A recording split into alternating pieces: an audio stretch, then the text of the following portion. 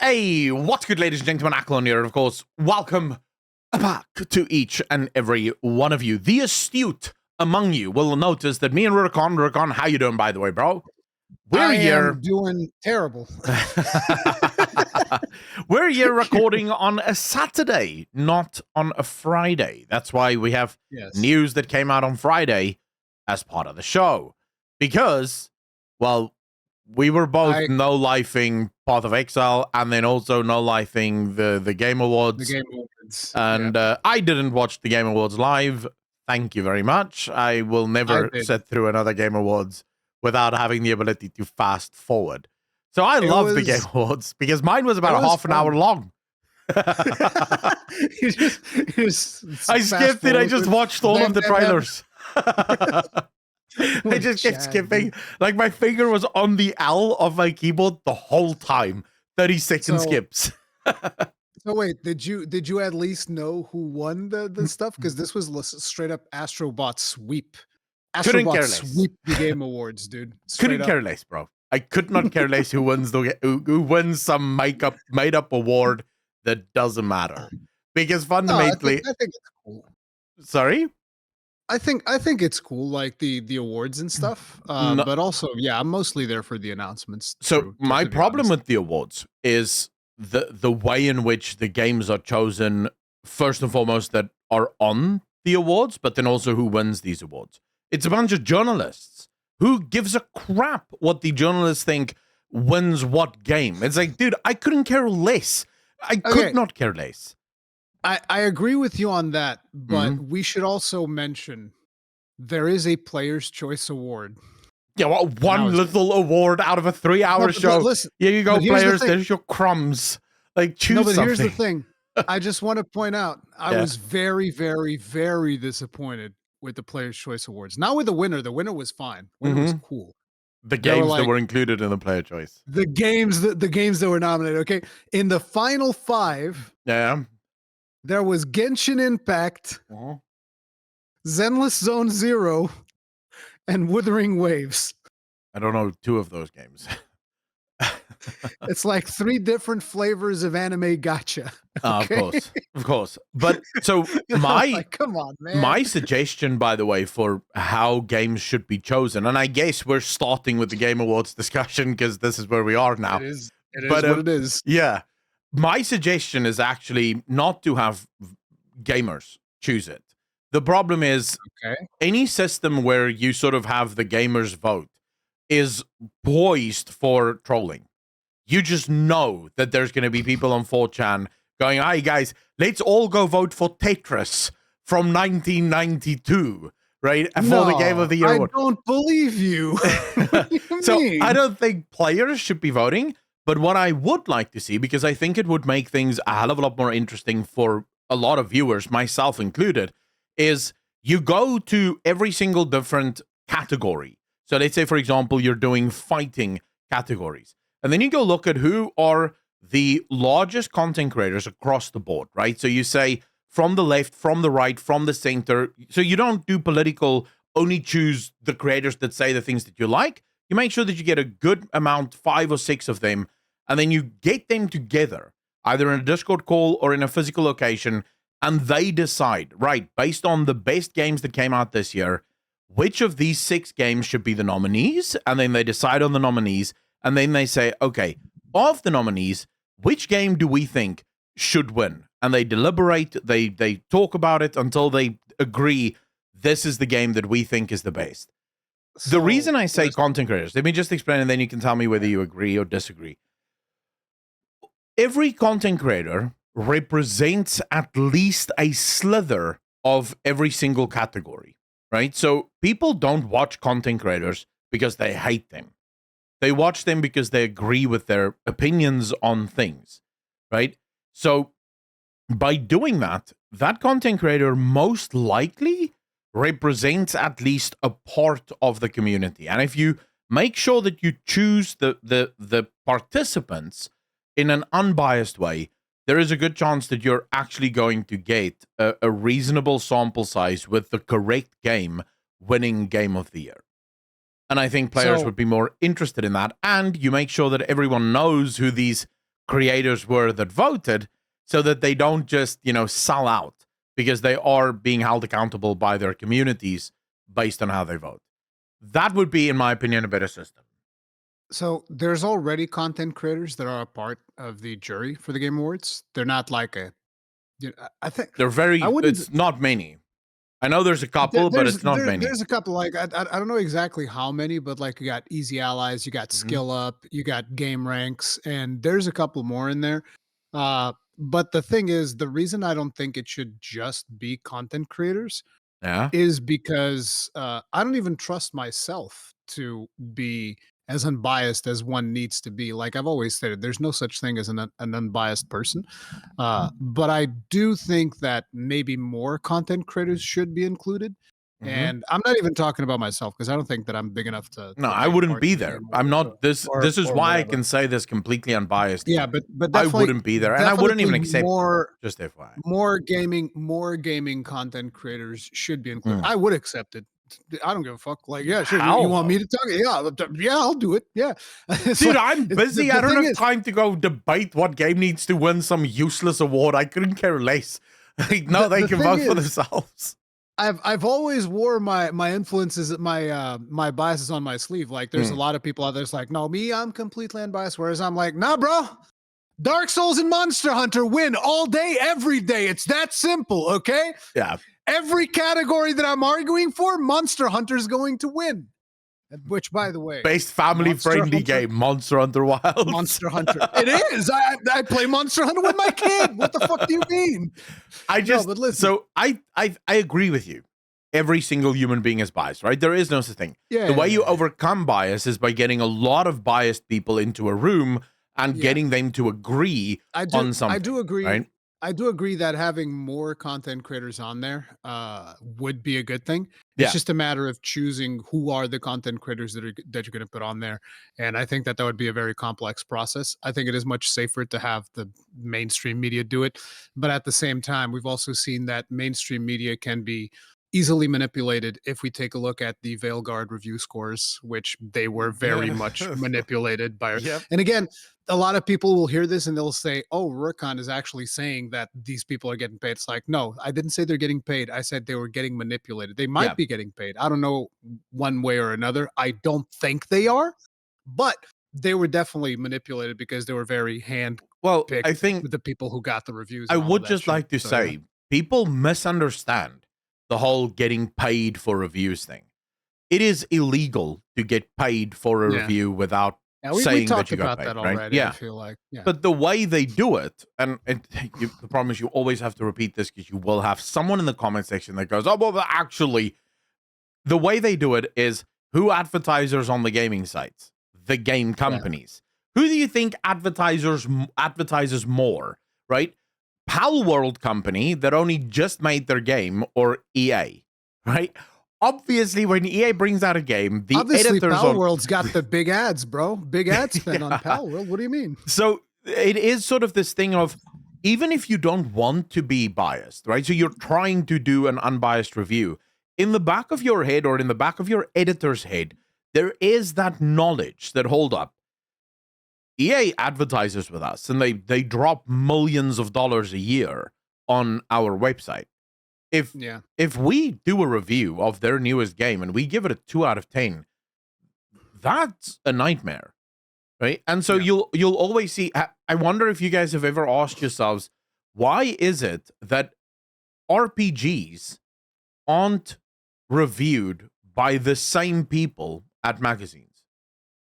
You'll have one RPG that's reviewed by this person, and then another RPG reviewed by this person, and you think, wait, but shouldn't you have one journalist that's sort of like a specialist in RPGs that does most of the reviews, so you get some kind of consistency there? And I think this is just speculation. I'm just speculating here, right? But my speculation would be, if the editors know this, right? So advertising, they go, okay, this is a pretty woke game, pretty political, not that great. Here's someone that sort of usually plays by the rules, so we'll give them this review. They know what they're supposed to do with this one. But then afterwards, you see, and you brought this up, right? You brought this up because a lot of people started going, see them backtracking. It's like, no, Now the other writers are finally allowed to write their pieces on Dragon Age of Veilguard, and Yeah, now they're yeah. going, wait, this is shit. You know, so Yeah, it is I sort of remember like, that, as yeah. the editor, or maybe they give all of the writers the ability to play, and they go, what do you guys think of this game? And 5 out of 6 goes, absolutely dog shit. I couldn't play past an hour. And like, well, you're not getting that review. We'll give it to the one that said this is good, right? So there's definitely some finagling going on in Yeah, that space. again, this is a lot of Yeah, speculation, guys, obviously. but yeah, there is some stuff going on some of these websites that is a little bit weird about the people that do get some Yeah, of these codes and stuff like that. yeah. Like I'm still wondering, and this is going to be the perfect segue. I'm still wondering who thought it was a good idea for Alyssa Mercante to review Shadow of the Earth Tree. Oh, yeah, yeah. You mean that, what do you mean, bro? That bastion of integrity and Yes. journalistic intent? That Alyssa Mercante? Yes. Oh, yes. Absolutely. For those of you Yes. that don't Such know, a in nice our person. first story of the day, Alyssa Mercante, now fired journalist from Kotaku, has sued SmashJT. Now, the exact lawsuit is as frivolous as a lawsuit can be, because effectively she's claiming that Smash harassed her, even though all Smash was doing was reporting on the things that she said and wrote. Like, Yep. publicly, she said and wrote a bunch of stuff. She attacked gamers openly. She tried to get her fans to dogpile I individual mean, private people. I still believe because she Mhm. was senior editor at Kotaku for a Yeah, yeah. while, if I'm not mistaken. Yeah, I yeah. still believe that one of her objectives was to basically generate as many rage bait clicks as she could, Yeah. because that's pretty much all she knew how to do. Because listen, I know that there's going to be some people that disagree, but I read a couple of her pieces and there's no talent to her writing No. whatsoever. And on top of it, with the one piece that I did go a little bit more in depth into, because as you guys may or may not know, big fan of Elden Ring. Really, really like What? it, you know? I thought you hated Elden Shadow of the Ring. Earth Tree, absolutely love it. You know, it's like one of my favorite games of all time. This is a So when I went surprise to into me, her, bro. Like, I thought you're like more of a My Little Pony kind of guy. Like, yeah, of course.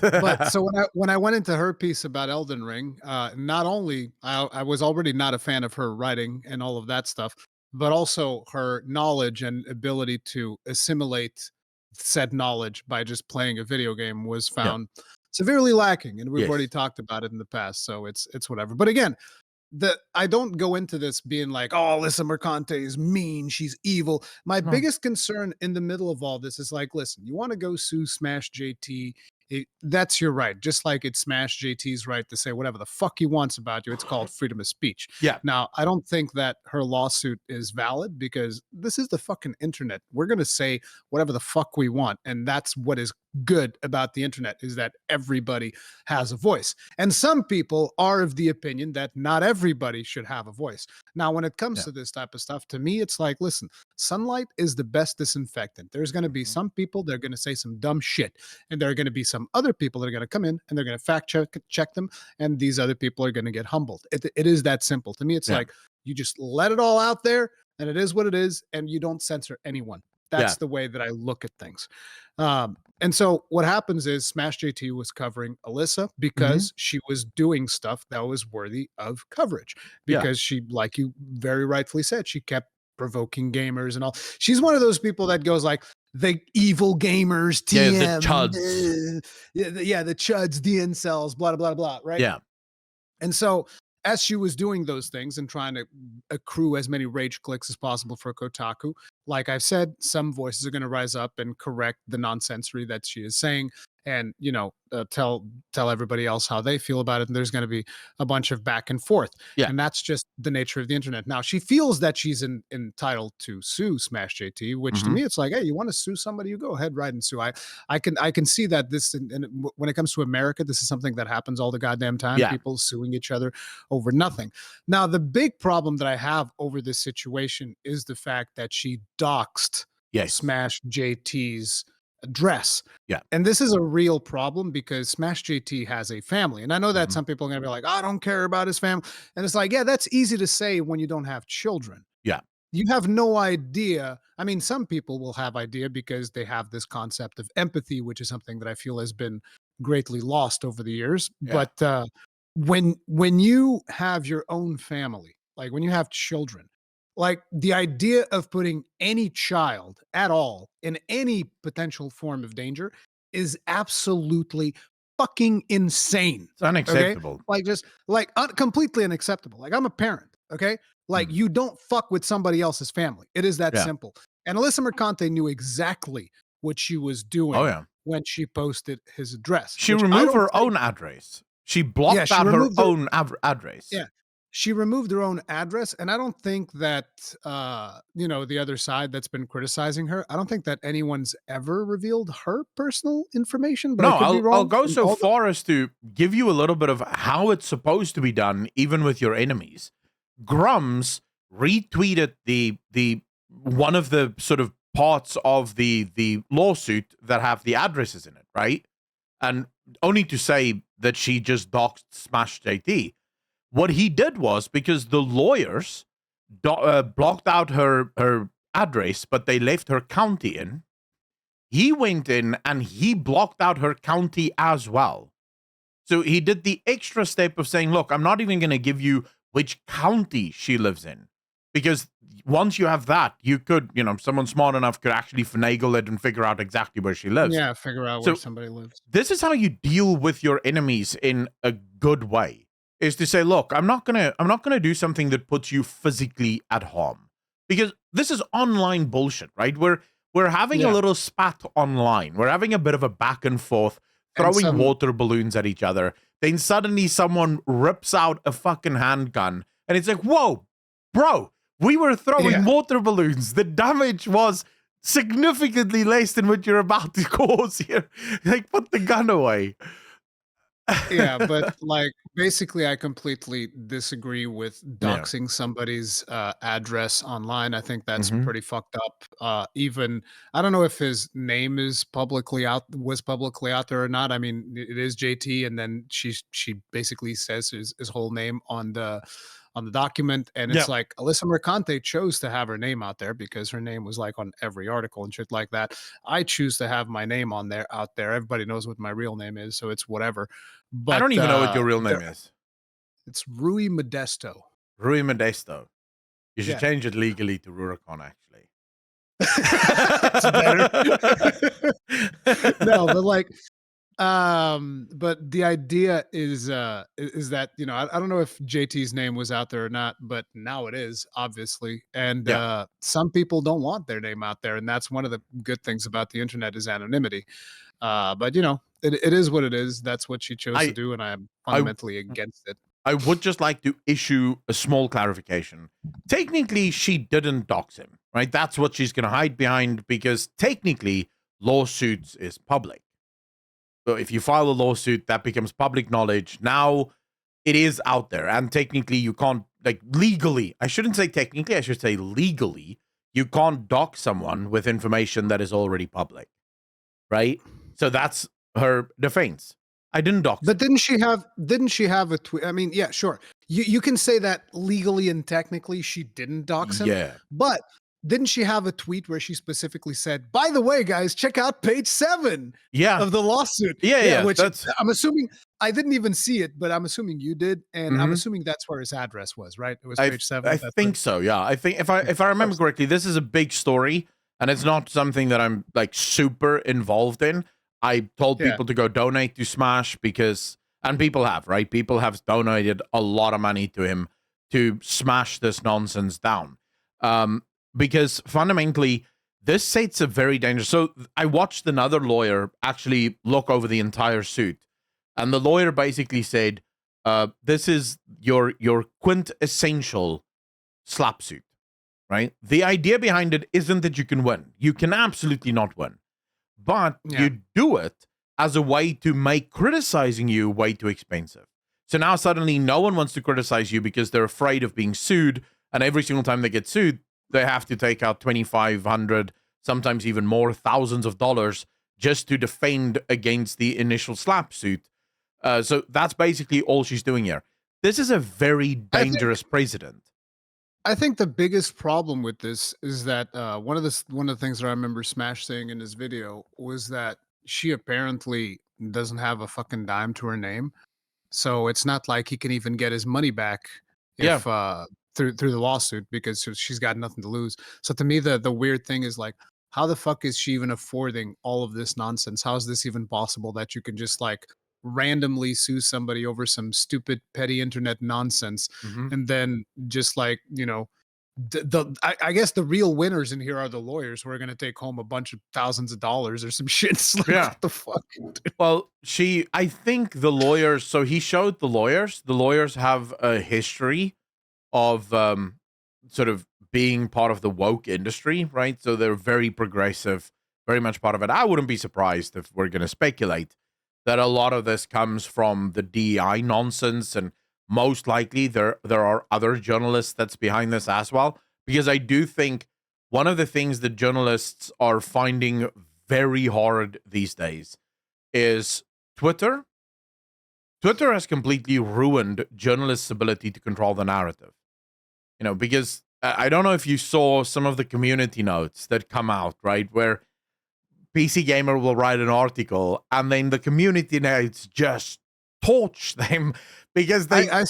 I've seen some of those. Like I forget what it was, but there was recently something that I remember retweeting. When it was the Fextra Life situation. Yeah. Yeah, where the community notes just like burned them at the stake. I was like, damn, what the hell, dude? You see, they're struggling to keep the narrative because they used to be the ones who could control the narrative. They could gaslight the gamers without the gamers ever knowing that they're being gaslit because, well, all the media people are saying exactly the same thing. Now, with things like Twitter and things like YouTube, where there's a lot of pushback, and I don't know if you even saw this tweet, but there's a guy that works in the media space that said there's about 40 journalists worldwide left in the mainstream media space. Yeah, I've seen something about that, but I don't know how accurate it is, so I haven't like looked Well, into yeah, it too much. if it Like sounds right, if you look the at thing, the sites that and how many layoffs they've had over the course of the last 3 years, it's clear the that thing mainstream is, media is suffering. I'm talking about gaming media, right? So I'm not yeah, talking about like CNN the thing I don't know is, what a, their a numbers lot are. of information out there nowadays, I find it to be very hard to fact check, which makes Yeah. it very hard for me to just like, oh, let me report on this thing.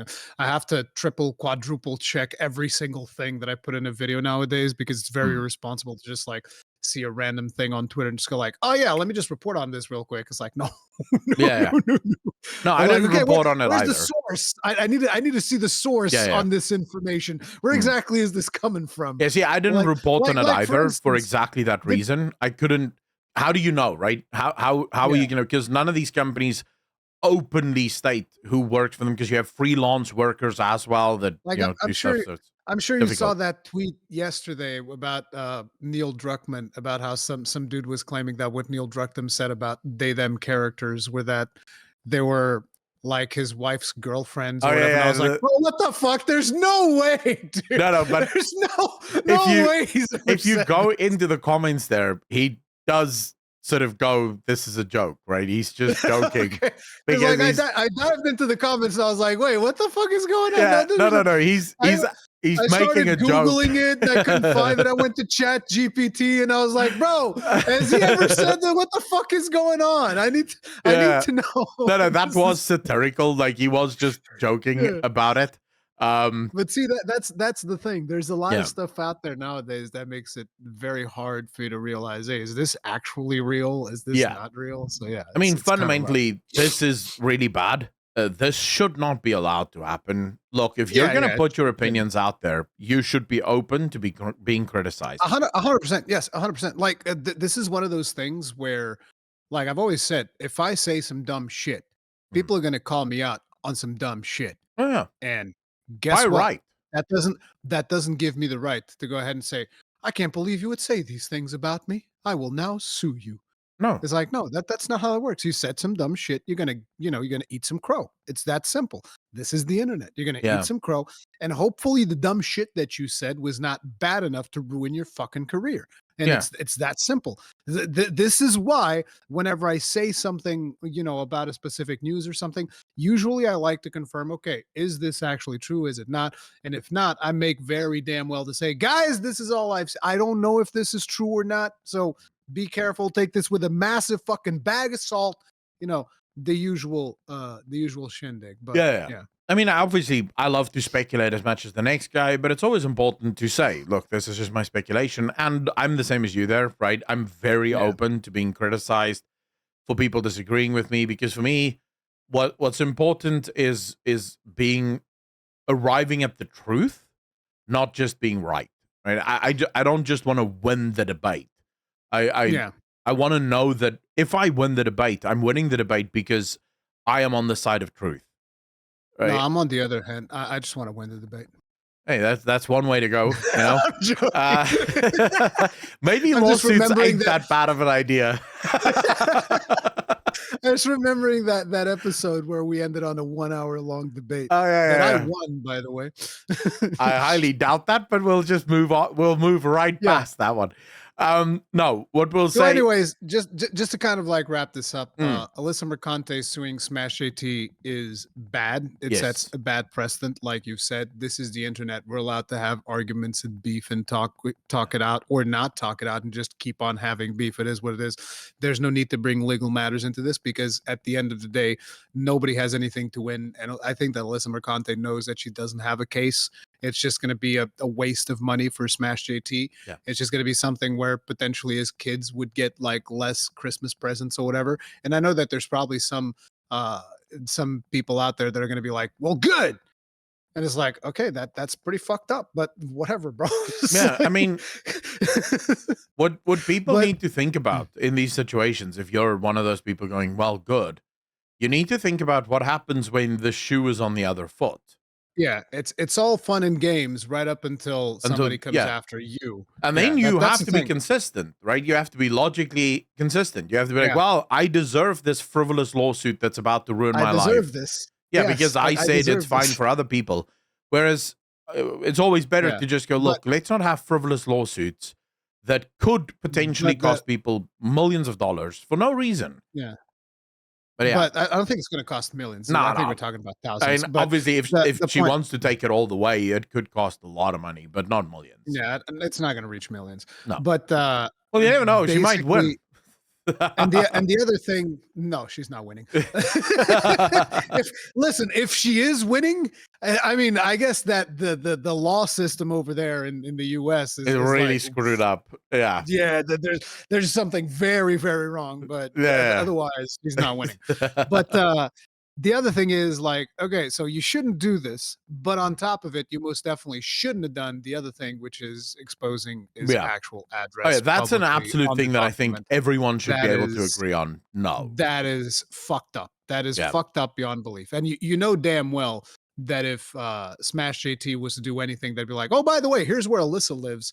It's like, you know that not even people on his side, I feel like would. No, I would immediately disavow that. I would immediately like, whoa, bro, what are you doing?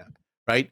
So I think that 100%, and you know that she did it on purpose, as I already stated, because they blocked out hers. They blocked out her address. Yeah. If they left hers in there.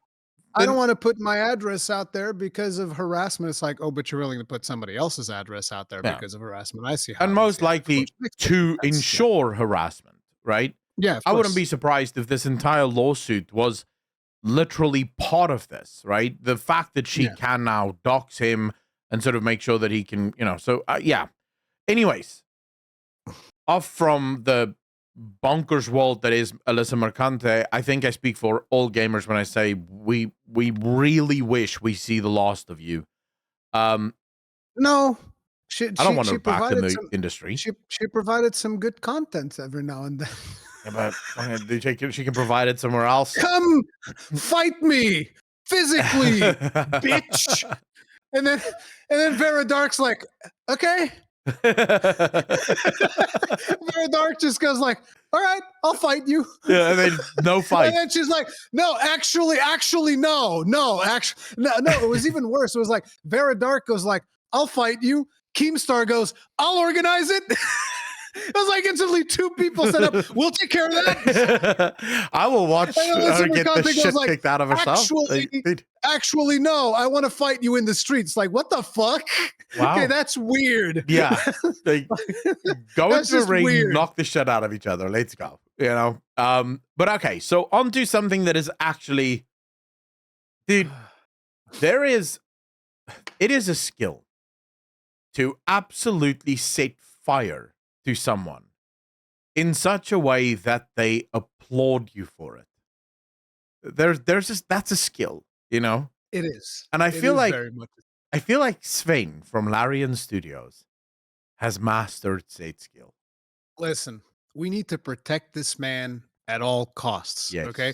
This man needs to be protected. He needs to have bodyguards all around him at all times because you know that right now there's a bunch of people in the industry that's like, we got to take his ass out. This motherfucker keeps running his goddamn mouth. He keeps running his. Is he Swedish? No, he's Polish, right? He keeps running his Polish mouth. No, not Polish. I don't know. I don't know what Larian is. Let me see. Sven sounds Swedish to me. Yeah. Sven is a very Swedish name. I wouldn't be surprised if he's Swedish. I think Larian Studios is actually Swedish. Or maybe Danish? What is he? Damn it, it's given me somebody else. Yeah, I don't know. The crap. We should have looked this up ahead of time. Doesn't matter. We need to protect him. Okay. Somebody's out there going like, this goddamn guy with his stupid Baldur's Gate 3 game making us all look bad, and he keeps running his mouth. Belgian. We need to take him out. You know, he's Belgian. Belgian? Yeah. Okay. Okay. Keeps running his Belgian mouth. You know that there's somebody upset at the fact that Sven Vincke keeps bringing up this stuff at these events. He keeps basically making these really good speeches about how, hey, listen, here's how you do it. You make a video game that you're passionate about rather than making a video game about fulfilling some quota, fulfilling some agenda, you know, getting some fucking microtransaction, whatever the fuck. You just make a game that you're passionate about and people will buy it and you'll win Game of the Year. It's that easy. That's literally what it says. It's like, it's that easy. Yep. Okay. Here's the formula. You know, you treat your employees well because then they will produce a very good product. You don't just fucking fire everybody on a goddamn cycle. And you know that like probably Yves Guillemot's in the audience right there. And he's just like, oh, you motherfucker. Oh, he's just like biting down on his hand, like fucking, you know, I don't know if Phil Spencer was in the crowd. Phil Spencer was like, this fucking guy again. Is this fucking guy again? He will not shut up. I hate him so much. Like, there are so many people in that crowd that are just like, oh, I hate him. Oh, I just want to go up there and punch him in his face. Yeah. No, 100%. And I think it just like slowly just like pour some gasoline over the audience. He's like, no, don't worry about it, guys. I'm just pour some gasoline. Oh, it's a match. Don't worry about it. Throws that right into the middle of them.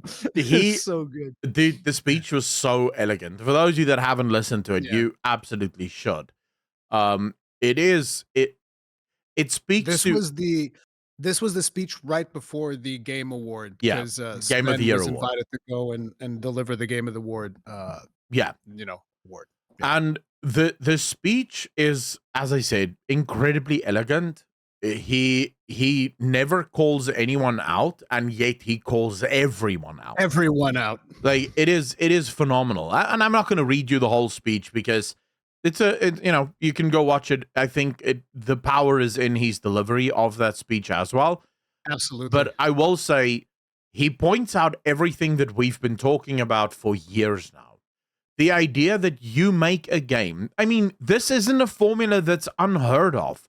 If you look at every single one of the greatest games that's ever come out, the developers will always say, we made a game that we wanted to play. We made this game because this is the game that we wanted to play. Miyazaki from Software had the exact same the exact same line where he said a game made for everyone is a game made for no one. And when you look at the games from Software, they are games made specifically because that is what they want to play. They don't care. And I know we have a topic actually coming up about Nightreign and the conversations around Nightreign, but you can hear it, right? When people ask for things like easy modes, for example, how they refuse because that's not the game they're making. He slapped that IGN interviewer. So guy goes like, "Can I have an easy mode?" Is like, "Shut up, bitch." Yeah, like 100% because that's not the game I'm making. I make this game because it is what I want to play. I'm not trying to adhere to some BS, metric or data point or trying to figure out. And one of the most beautiful things they said here, right, is furthermore, the people in charge forbade them from cramming the game with anything whose only purpose was to increase revenue and didn't serve the game design. Which is, dude, microtransactions, the constant quest to, and I just want to say, microtransactions isn't the problem, right? By the way, I don't know whether or not Nightreign is going to. I mean, we're kind of veering into Nightreign. I don't know whether or not it's going to have microtransactions yet. I've heard that somebody's saying that there was an interview where they said it's not going to have it. Yeah. It doesn't seem like it will because they're saying it's not a live service. You get everything from the get-go, day one. Yeah. But nowadays, I'm always like hesitant, even in From Software. Like they have my full faith, but I'm never going to make absolutist type comments like this is never going to happen because I don't know. But I should just say I have no problem with microtransactions if they're done in such a way that they don't take away from the game, that they don't ruin the experience of the game. Path of Exile is a game that we're going to be talking about in a second because we've both been absolutely addicted to Path of Exile 2. And one of the reasons you're so addicted to it is the entire game works without ever even opening the shop. I have opened the shop 4 times by accident because I keep wanting to press M for map. And that brings up the cash shop, right? And I close it every single time and I have not needed it since. I've not needed it once. That's ultimately because the game is designed first to be playable and then the cash shop is added later as a way to make it profitable. Because remember, the game is going to be a free-to-play game, right? But fundamentally, just absolutely torching it. But of course, Mercante, don't you worry. The hope and the idea is that the gaming industry and specifically the journalists will learn from this little incursion, this little speech, and they'll take away from it the absolute essence and truth of all of it. There is a particular line right towards the end of the speech where he says, and they didn't make decisions they knew were short-sighted in function of a bonus or politics. In other words, they weren't trying to add their politics into it just because, hey, we have politics.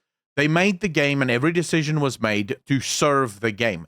It's one of the key things that always pops up with Baldur's Gate 3 and the woke, anti-woke conversation where people will go, oh, but Baldur's Gate is super woke. No, it's not. You don't have to engage with things you don't want to engage with. It's your choice. The game gives you all the options and then says do whatever. And to be honest, they do it the best, which is like you want to have a bisexual relationship, you can do that. Go for it. You want to have a homosexual relationship, you can do that. You want to be as straight as an arrow, you can do that.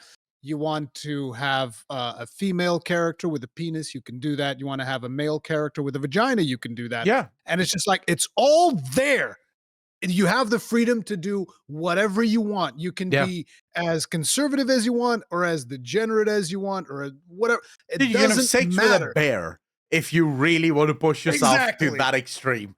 Or you can do whatever you want. Don't have sex with a bear. that is 100% your choice. And the thing to me is the developers never tried, and I did play it all the way and I did finish the game. The developers never tried to impose any type of ideology onto you. Not once did you make a decision in the game where the game made it very clear to you, ooh, that was the wrong decision. You should not have done that. Ooh. Yeah. Not once. You make a decision and you play the decision. There were situations where I've made a decision and the game was like, that was the wrong decision. Yeah, Which there were. decisions were that? Because I didn't have those. What I did have was sometimes the Listen, consequences of my a god actions were very bad. apparently an entity showed up and this entity claimed to be a god, and I Oh yeah. said, nah, fuck you, you're not a god. And the entity was like, actually, I am, and you're dead. And it's just, I'm like, oh, okay. Yeah, but I'm so sorry. that is still not the game saying wrong choice. That's just game I mean, saying it choices is. have consequences, right? But That's your yeah, wrong choice. but fundamentally, I would argue the whole problem with woke and politics, specifically in video games, I'm starting to feel like the word woke is no longer really that helpful. The whole point that is made over and over again by the anti-woke crowd, and the woke Andes keep getting it wrong, is when you make a game, and as Sven just explained here, they didn't make decisions they knew were short-sighted in function of a bonus or politics. In other words, no decision that was made purely on a political for a political purpose. They looked at the game, they looked at the decision, they said, okay, we want to do this. Why do we want to do this? Oh, we want to do this because we vote for Biden. Well, that's a bad reason. Come up with another reason or we're not doing it, right? There needs to be a reason in the game why we're making this decision. But if you thought that this means that the journalists are finally going to wake up, the gaming industry is going to... No. So PC Gamer covered his speech, and they were like, yeah, you go, boy. You show him. Because suddenly, they're also have big problems with the gaming industry.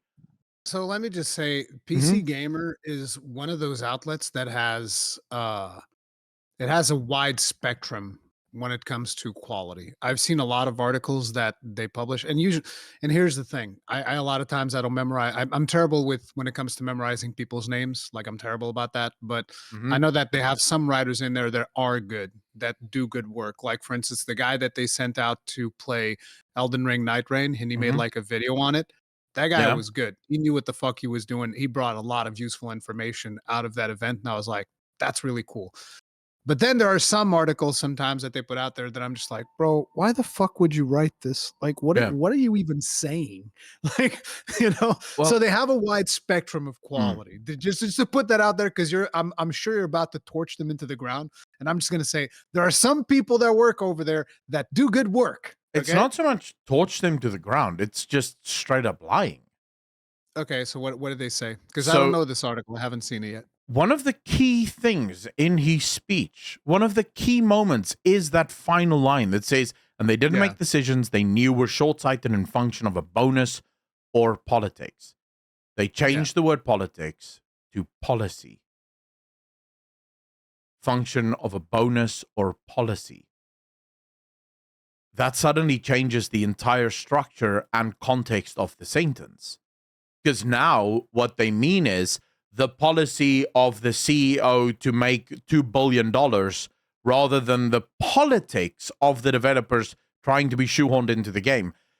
What is ridiculous to me about this is it's so clear that he says politics. Like, you can go listen to the speech again. It's not like it's hard to hear. You're kind of like, oh, he could have said policy here. He says politics so clearly in that. And yet they changed that single word, which is one of the key lessons that should be taken from this speech, is stop putting politics into your video games. You can do whatever you want with a video game if you just make a good game and you don't try to preach to the player base. But no, that word is changed to policy because suddenly it allows him to completely ignore a big part of the speech, right? He can sort of focus, and he does in his article. He focuses on all the greed and the capitalist nonsense in video games, right? Because apparently it's the capitalists that's causing all of these problems. But because he changes that one word to policy, like if you go through his entire article, because he changes that one word from politics to policy, he never has to address the elephant in the room of games like Dragon Age Veilguard, of having an entire character in Dragon Age the Veilguard that ultimately ends up alienating the other group members by making them pulling barbs and bullshit. Like, because that one word has changed. The thing about Veilguard is that one of the things that I always like to point out is that I need to make sure that people understand the whole woke shit in Veilguard is less than 5% of the game.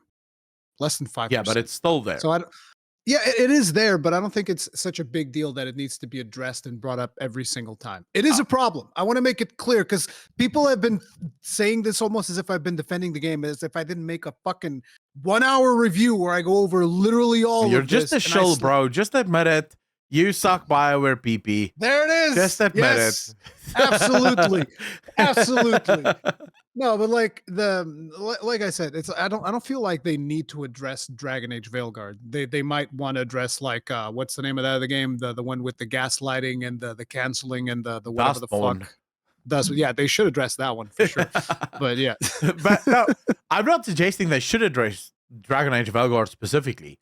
I'm suggesting that by changing the word to policy, you can suddenly pretend like that isn't also a big part of the gaming industry, when you can tell Sven actively put that word in there because it's a big problem for him to look at games and see how they're constantly shoehorning their politics into every element of the game, and it's ruining video games, right? It is important whenever you quote someone to get their quotes right, because obviously he wrote the speech. He wrote every single word in the speech for purpose.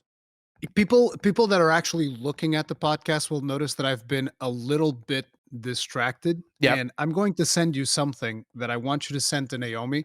So YouTube has this thing which is called closed captions. Yeah. And it's not super accurate, right? So Rarely sometimes accurate. it gets some things wrong. And during this time, while Akalan's been speaking, I've been listening intently to everything he's been saying, but I've also been fact-checking him on something very important, which is exactly what he's talking about, policy versus politics. And not even YouTube's closed caption, confused politics with policy. It says it right there, black and white. Yeah. And you can send that picture to Naomi. She can post it right now at the 46-minute mark. Yeah. Okay. So he absolutely said politics, and they corrected him on PC Gamer. And this is YouTube captions, which gets things so wrong. Yeah. It sometimes doesn't even write words. Like sometimes it just writes a bunch of letters. It's been getting better. It's been getting better. I sometimes I use it for translations of videos and shit like that. It's been getting better, but yeah. Like he definitely says politics. It just it is so disgusting that this is what you would do, because it shows so clearly your bias. Yeah, it changes the intent of the speech. Not the whole speech, but it changes the intent of a part of the speech. And obviously he wrote this speech, and every single sentence in the speech, I think this is what makes the speech so powerful, is every sentence in the speech hits hard. There's no unnecessary bits of the speech. Not a single word in the speech is like, he was just making a joke there. Like he's making very sure that he says everything he thinks about the gaming industry, and he's being very specific about everything in the gaming industry. Now, I want to be clear, even not talking about the speech now or PC Gamer's blatant lies about it. I absolutely love his speech, and I am a capitalist. I'm not a socialist. You are a capitalist pig. I am a capitalist pig, bro. I am for the free market. I am a laissez-faire capitalist. I believe there should be no rules. Everyone should just be trading and doing what they want. But I am very much... Some people believe that I'm a socialist for some reason. You're a communist, I've been obviously. Called in our comment section, I've been called socialist, left-leaning, all of these other things. And I'm like, I am none of these. I am What do you say? Apolitical. I don't give a fuck about any of this. I care about facts. Okay. Rurikon is a communist, guys. Big fan of Karl Marx. See, that's the thing. I hear people throwing around Karl Marx all the time. I don't even know what Karl Marx is all about, which I know is very it's very what am I going to call it? It's very uncultured of me at this point in my life at 42 years old, and I don't know anything about Karl Marx. That's how much I care about fucking politics. You're not missing anything. He's a moron. To Google anything, okay? I do like Putin. I think Putin is my best friend. So obviously, you called me a communist. Ship it. So wait a minute. because you called me a communist, so I thought it'd be funny to say that. Is Putin a communist or is he a fascist?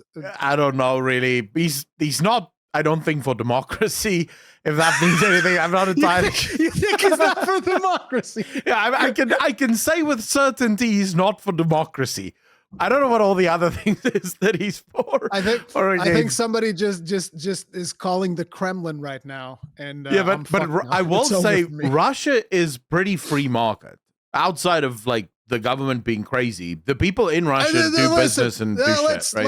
Let's not talk. I really don't want to talk about Russia, please. The thing is, have said anything. No. I mean, I don't think anyone would have a problem with people just opening businesses. But as a capitalist, I am not for unbridled greed, which is the problem within the gaming industry. It's these industries that are propped up by investors that have completely skewed their loyalties, because you have a bunch of AAA companies who, and by the way, I don't think it's an accident that the developers of AAA gaming companies have no respect for the player base. It's because they don't think that the player base pays their salaries. As far as they're concerned, the investors pay their salaries, because you have this weird lopsided bullshit that started to form where the investors invest in companies to the degree of billions of dollars, right? And if it wasn't for this investor money, most of these companies would be completely bankrupt. You're seeing it with Ubisoft now.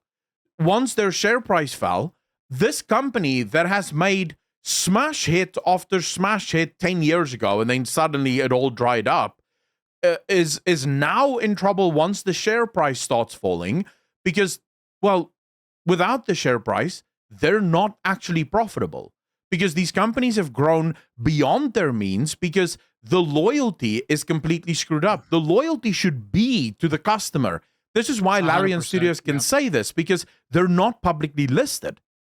They don't get money from investors. Their money comes straight from the player, which is perfectly fine. And by the way, the point of capitalism is what Larian Studios does. You make money by making your players happy.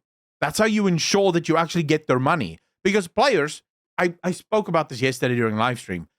The fact that we complain about Dragon Age the Veilguard, and then the developers call us racist bigots and tell us to F off. Dude, it's so wild to me. I am complaining about your game because I'm essentially begging you to let me give you money to play your game, and you go, screw you, get the hell away from me, you racist pig. And I'm like, wait, but I'm standing here with money that I want to give you. Like, I want to give you money, and you're telling me to leave? Like, I don't know what's going on here.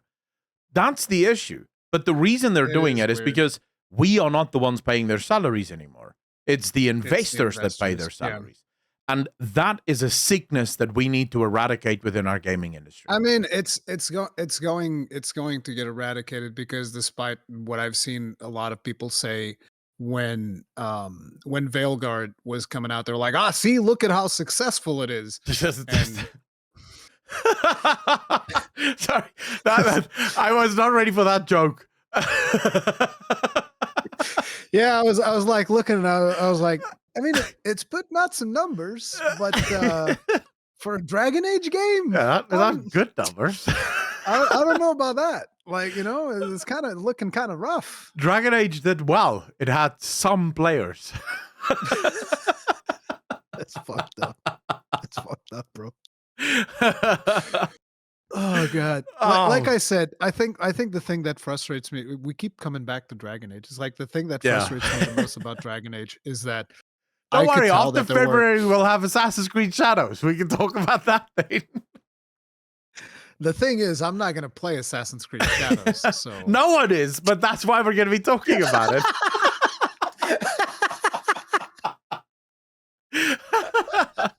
That's fucked up. That is true, though. like the thing is, I can talk about Veil. I played 99 hours of Veilguard. I have earned the right to say whatever the fuck I want about that game. I'm not gonna bring the same energy to talking about Shadows, is what I'm saying. But, anyway, we've gotten sidetracked from the Sven speech. The point is, Sven is a giga chat. He torched the whole room. His speech is deeply meaningful, and people shouldn't try to diminish the stuff that he has said.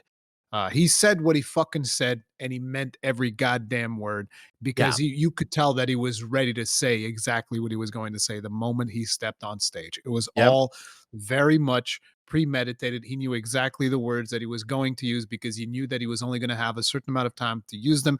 So everything that he said was very much weighted, and therefore nobody should try to change the meaning of his message. He said what he fucking said, and he meant every goddamn word, and I agree with everything this man said. It's that simple. Absolutely true. But in the spirit of Sven's speech, Naughty Dog listened to Sven's speech and went, bollocks to that. They will do what we do best. So Naughty Dog has announced their newest game. It's called Intergalactic. Now, before we get into the actual if, buts, maybes of the game, I will say I'm actually a little annoyed at this game because the premise of the game sounds phenomenal to me.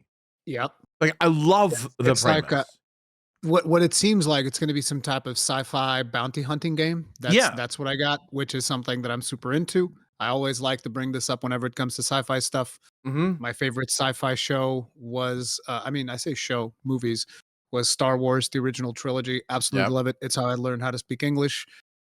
Favorite character in that, Han Solo. So, this kind of like speaks to me. The thing to me is when it comes to them announcing it, because a lot of people are like, why are you so weird about this game? The biggest problem that I have with it is like, it's Neil Druckmann. I've seen what he did with The Last of Us 2, where, again, this is my opinion. I know that there's a lot of people out there that love The Last of Us 2 and like, hey, you're entitled to that if that's what you want to like. From a story, from a gameplay perspective, Last of Us 2 is phenomenal. Like, great gunplay, great fucking melee takedowns, stealth gameplay, all of that shit. Phenomenal. Fantastic. All of those all around the game. Love it. Love to see it. Story, though, extremely disappointing. From my personal opinion. Anyway, extremely disappointing. Like, it's like, listen, this story, you've never played Last of Us 2? I don't play scary games, bro. I don't play scary games. Anything that is even remotely scary, I don't play. This shouldn't be news. I am very open about the fact I don't even play Subnautica because it's too scary. I don't want to feel stress. Are you a bitch? What the fuck? Absolutely. Yes. When it comes to scary games, bro, I am a bitch. I don't want to be scared. I don't like the feeling of it. You never played Dead Space? Dead Space would be the perfect game. I have never touched Dead Space. I am going to convince your audience to force you to play. Dude, my audience can't even convince me to finish a game. What do you think they're going to be able to convince me to play a game?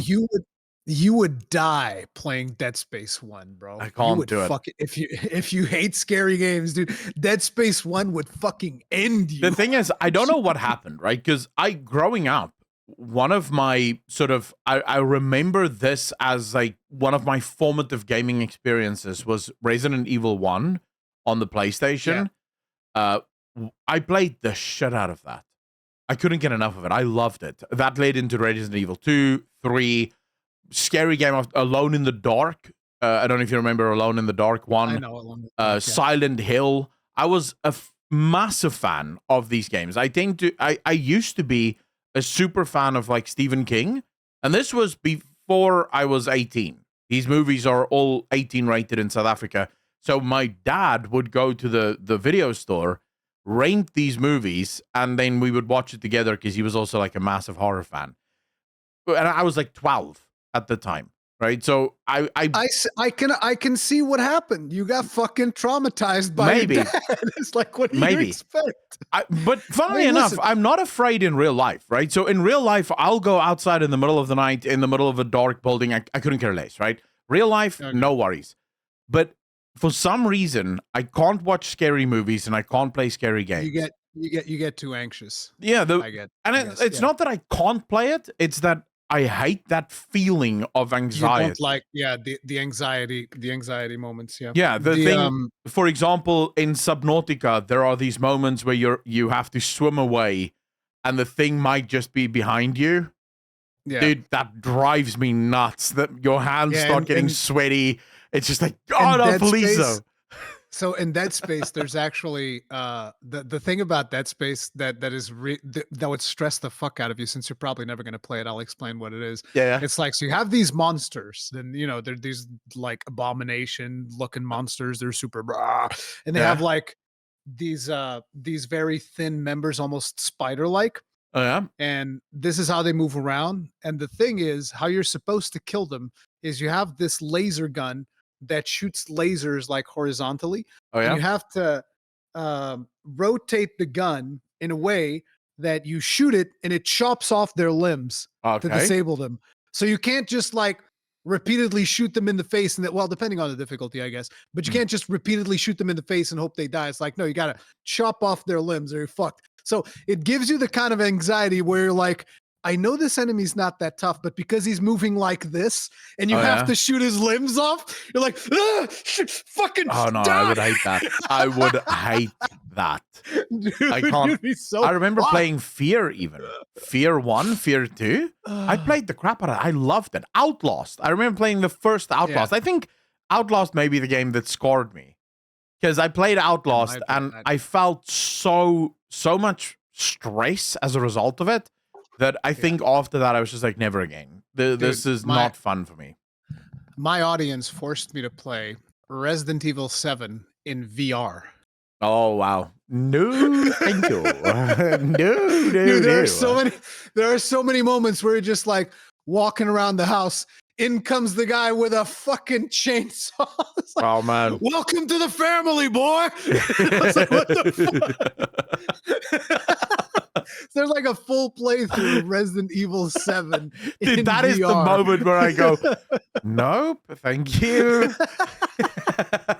But anyways, getting back to it, right? So Last of Us 2, you've never played Last of Us 2. No.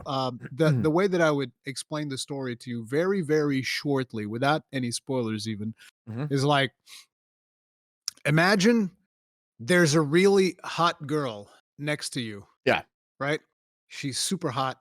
She's smoking, and you're just like, oh man, can't wait to get you in bed. It's gonna be so nice. Huh? I'm imagining and she's teasing you. She's teasing you right now. I'm imagining it. Okay? Yeah, I've got this. Yeah. You got it? And she's teasing you right now. Okay. She's like giga teasing, and you're just like, oh man. She's telling you like, oh man, tonight we're gonna have the best night of our lives, Echo. Just you wait. Like she's implying that you are going all the way. It's gonna be fucking amazing. Yeah. And then you know what happens? She tells you, I just need to go to the bathroom real quick. And then she never fucking comes back. That's the story of The Last of Us 2. Wait, what? Yeah. Okay. I'm very confused. It's basically, it edges you to a point where like, here it comes. And then it never happens. Oh, man. I know. And wait, it doesn't do this once. It doesn't do this twice. It does this like fucking 3 times. I know there were a lot of people that had problems with Abby as a character. Abby was just apparently very unlikable as a character. And that's sort of my problem with Intergalactic. They have this incredible idea for a game. And it seems like Hideo Kojima may actually either have something to do with it, or he at least spoke about it. Really? Yeah, Hideo Kojima literally tweeted out a picture of him sort of rotating and just hashtag Intergalactic. Don't know what the hell that means. But anyways. Kojima's a weird one, man. Yeah, no, he is out of his mind, that guy. I don't even want to know what happens in his mind half the time. But so you have this incredibly compelling idea for a story. You have what I actually would consider a very cute, relatable girl that you could use as the protagonist for the game. I don't think the main character looks bad. The hairstyle is questionable, but I can still probably make the hairstyle work. But then the way this character acts, it is the way you said that. It was almost like I could just put a paper bag over her head and I could dude, wrap a flag around her head and say you're doing it for your country, right? Like there's a bunch of ways in which you can That's do fucked up. I can make it work. That's fucked up. But no, when I say I can make it work, I don't mean sexually. I mean, I know. You can still make that character work, right? There's nothing wrong with the character per se. But then the way the character acts is just the most obnoxious, unlikable character. The character comes across as incredibly arrogant, just refusing to take any sort of feedback. Like there's the one bitch on the TV telling this character, listen here, anyone even flying close to this planet never returns. No one going to the planet ever returns. Maybe we shouldn't go to this planet. Shut the hell up, bitch, and claim that bounty. I'm going there. It's like, dude, why are you being so... Why are you being like this? So, personally, I got nothing against that. I had a problem with it. It did not feel good to me. You don't like the character. The thing is, you don't know at which point of the story the trailer takes place. You don't know the story between these two characters. You don't know what's going on. We don't know a whole lot. But here's the problem with that. This is your trailer. This is the moment that you get to introduce your game to the wider player base. This is the moment that you have to choose what moment of the game is going to get players most excited about actually playing your video game. Because right now, the only thing that I'm excited about is the setting. The game itself, that character has me wildly put off the game. I don't want to play the game if that is the protagonist that I have to play with. Now, if I get the ability to shape the character, so let's say, for example, the character actually starts off more like a bit of a blank slate, and I get to shape the character, and this was just one branching arc of it, okay, not so much of a problem. So let me tell you something about Naughty Dog. Yeah? It's as linear as it gets. This could be different, but their games are as linear as it gets. There is no choice. Okay, but your choice is like, do I go left or do I go right in this combat scenario? Yeah. Those are your choices. You know that they created the most unlikable character in the history of gaming. What? What character is this? The main character of Intergalactic. Because she's the most unlikable character in the history of video games. Well, I mean, you're exaggerating a little bit. Yeah, obviously, I'm being super hyperbolic. But they knew that they had created... I was like, whoa. No. They knew that they had created an incredibly unlikable character here. And you know they knew this because as soon as they put their video up, they turned comments off. They didn't even wait for like bad comments to propagate. Immediately, no comments were allowed. On PlayStation, comments are allowed, and you can see people are not very happy with this character. And somehow, most of the comments say the same thing. Don't mind the character's looks. Don't mind the setting. Hate the character's actions. The way the character presents themselves. It's just so overtly, don't tell me what to do. I've seen a lot of comments. I've seen a lot of comments of people criticizing the character's looks. There are those as well. I'm not going to suggest that, but the attitude, but the vast majority of them that I've seen have been more about the attitude. In fact, I've seen more comments of people actually saying they think the character is kind of hot, right? But they still don't like the attitude because it has this "don't tell me what to do" attitude to it. And which most I don't think is a bad thing. Well, the thing is, most people don't like that.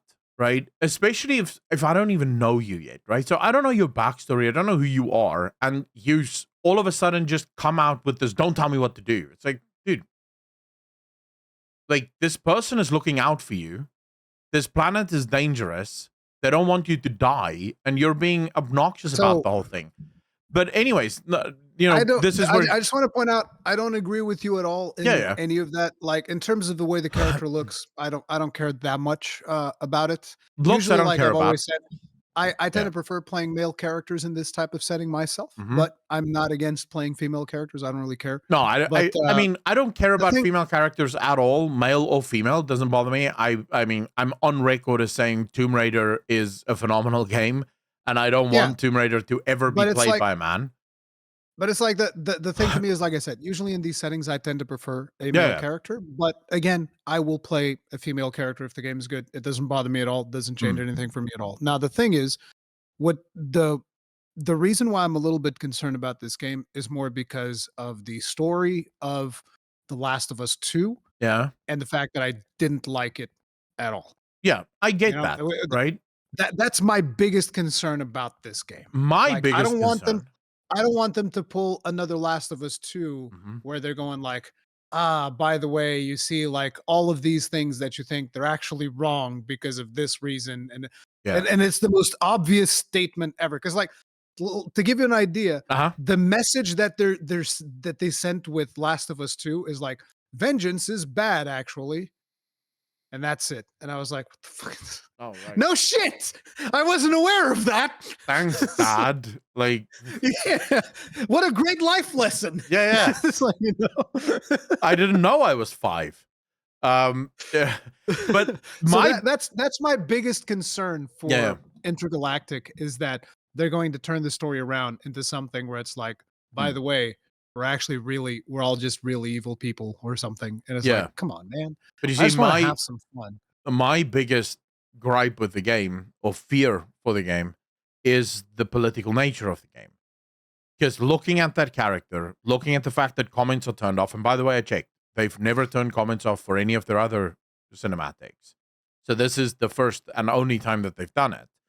The fact that they've done this suggests they knew exactly the kind of character they were making.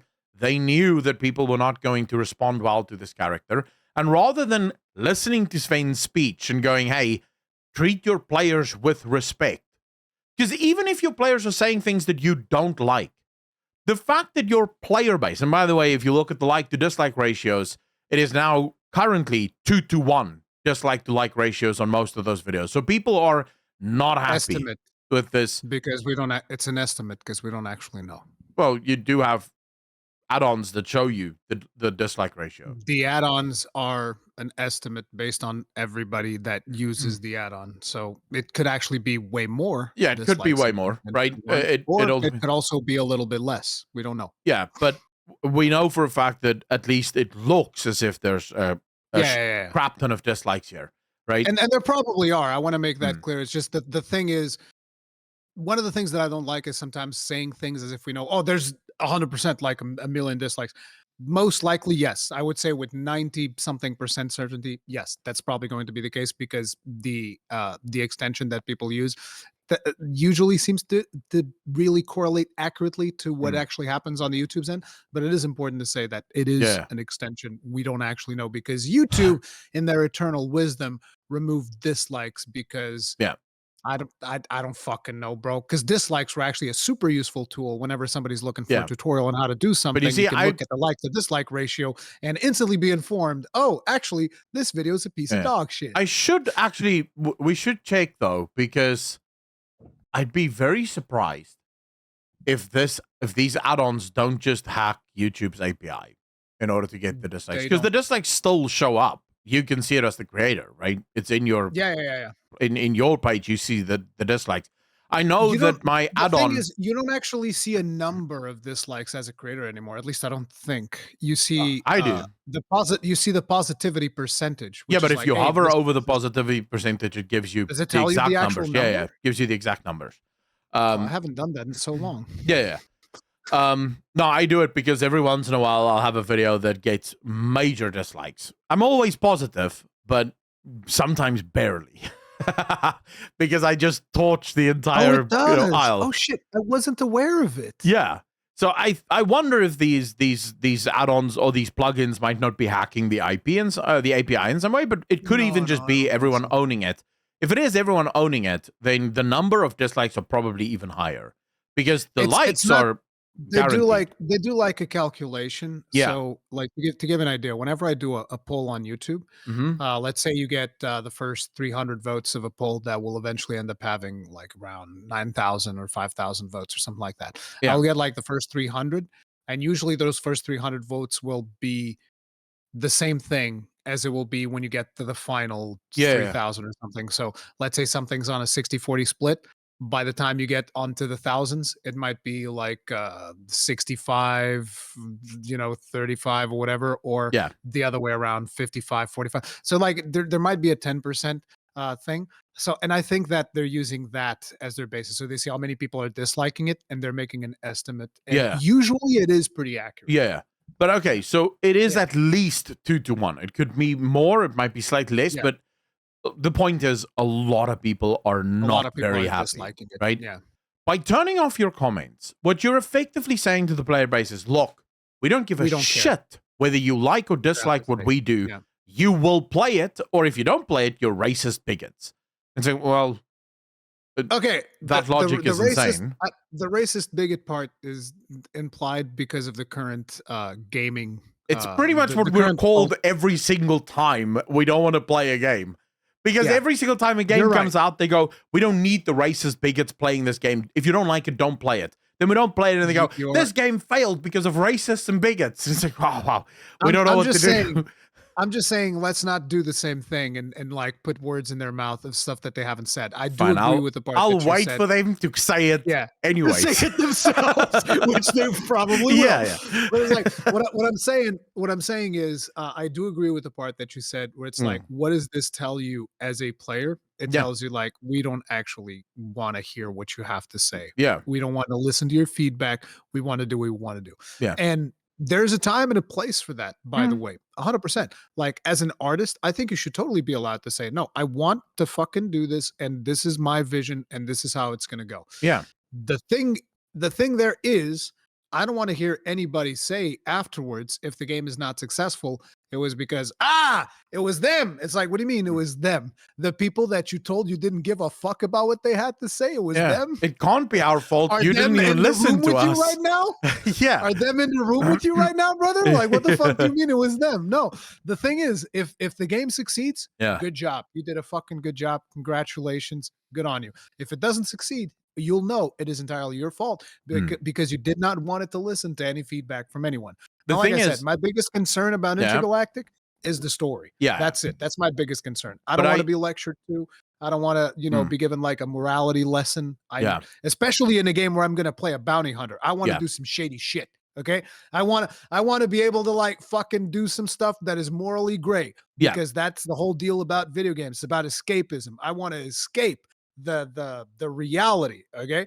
I want to go into this sci-fi adventure and I want to be like, hey, I don't like that guy. I'm gonna fucking kill him, because that's what they allowed me to do in Baldur's Gate 3, for instance, right? Even though, again, very different things, but Baldur's Gate 3, for all this stuff that people say, oh, it's got all of these DEI things in it, but it let me do whatever the fuck I wanted, right? Yeah. I was like, I don't like this guy. This guy's getting dead. This gnome attached to a fucking windmill, I'm going to make it go one more round. Oh, shit. It went so fast, and the gnome went flying. Well, that's too fucking bad. Nobody told him to be a gnome. It is what it is. Yeah. Okay.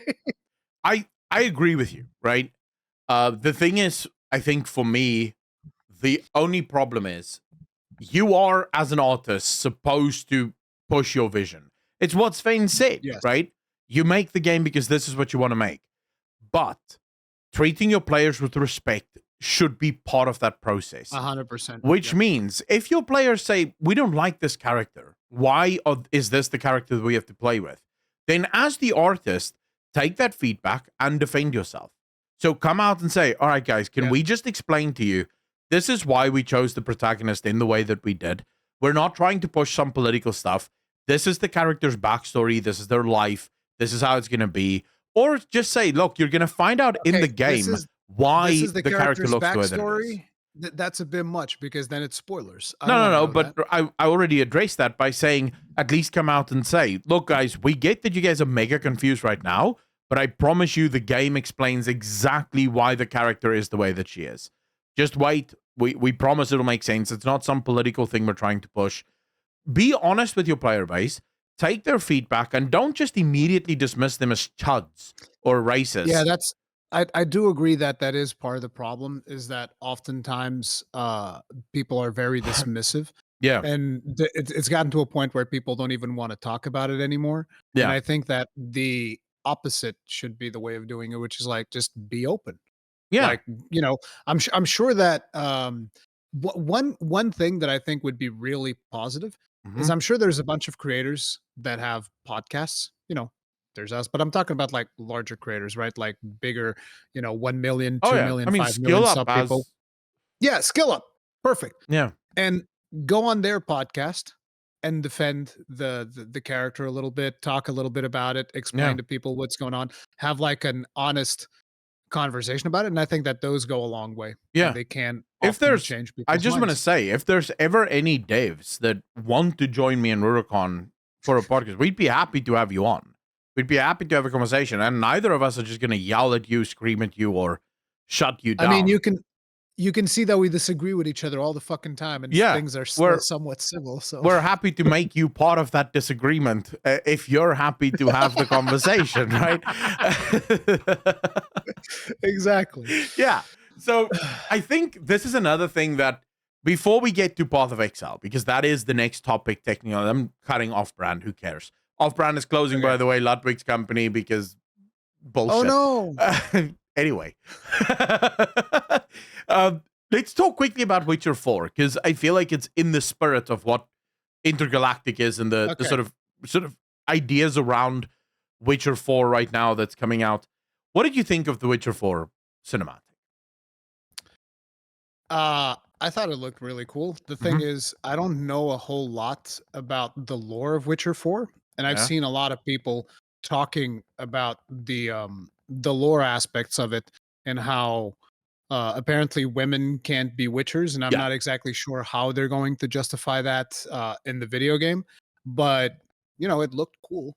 Yeah. But again, it's just a CGI cinematic. So my biggest concern when it comes to The Witcher is, are they going to make combat be a little bit more to my taste? Because that was one Mhm. of the biggest things about Witcher 3 for me that never clicked. Because Yeah. love the story, love the setting, love everything about it, but the combat, I just never clicked with that combat for Yeah. whatever reason. And I want to go back. I keep wanting to go back. It's just been Mm. kind of rough. Yeah. So I want to start off by saying I said in 2016 when I finished Witcher 3 for the first time, I said Witcher 4 needs to be about Ciri. So I'm super happy Okay. that Ciri is the next protagonist. That is the part that I'm super hyped about.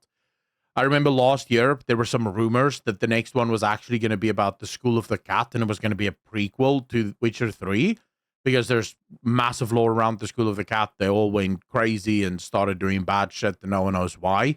So I sort of, when I heard those rumors, I was like, wow, that sounds interesting, but I was really looking forward to the Ciri story because the Ciri story needs to continue, right? So I have no problem with Ciri being the So main character.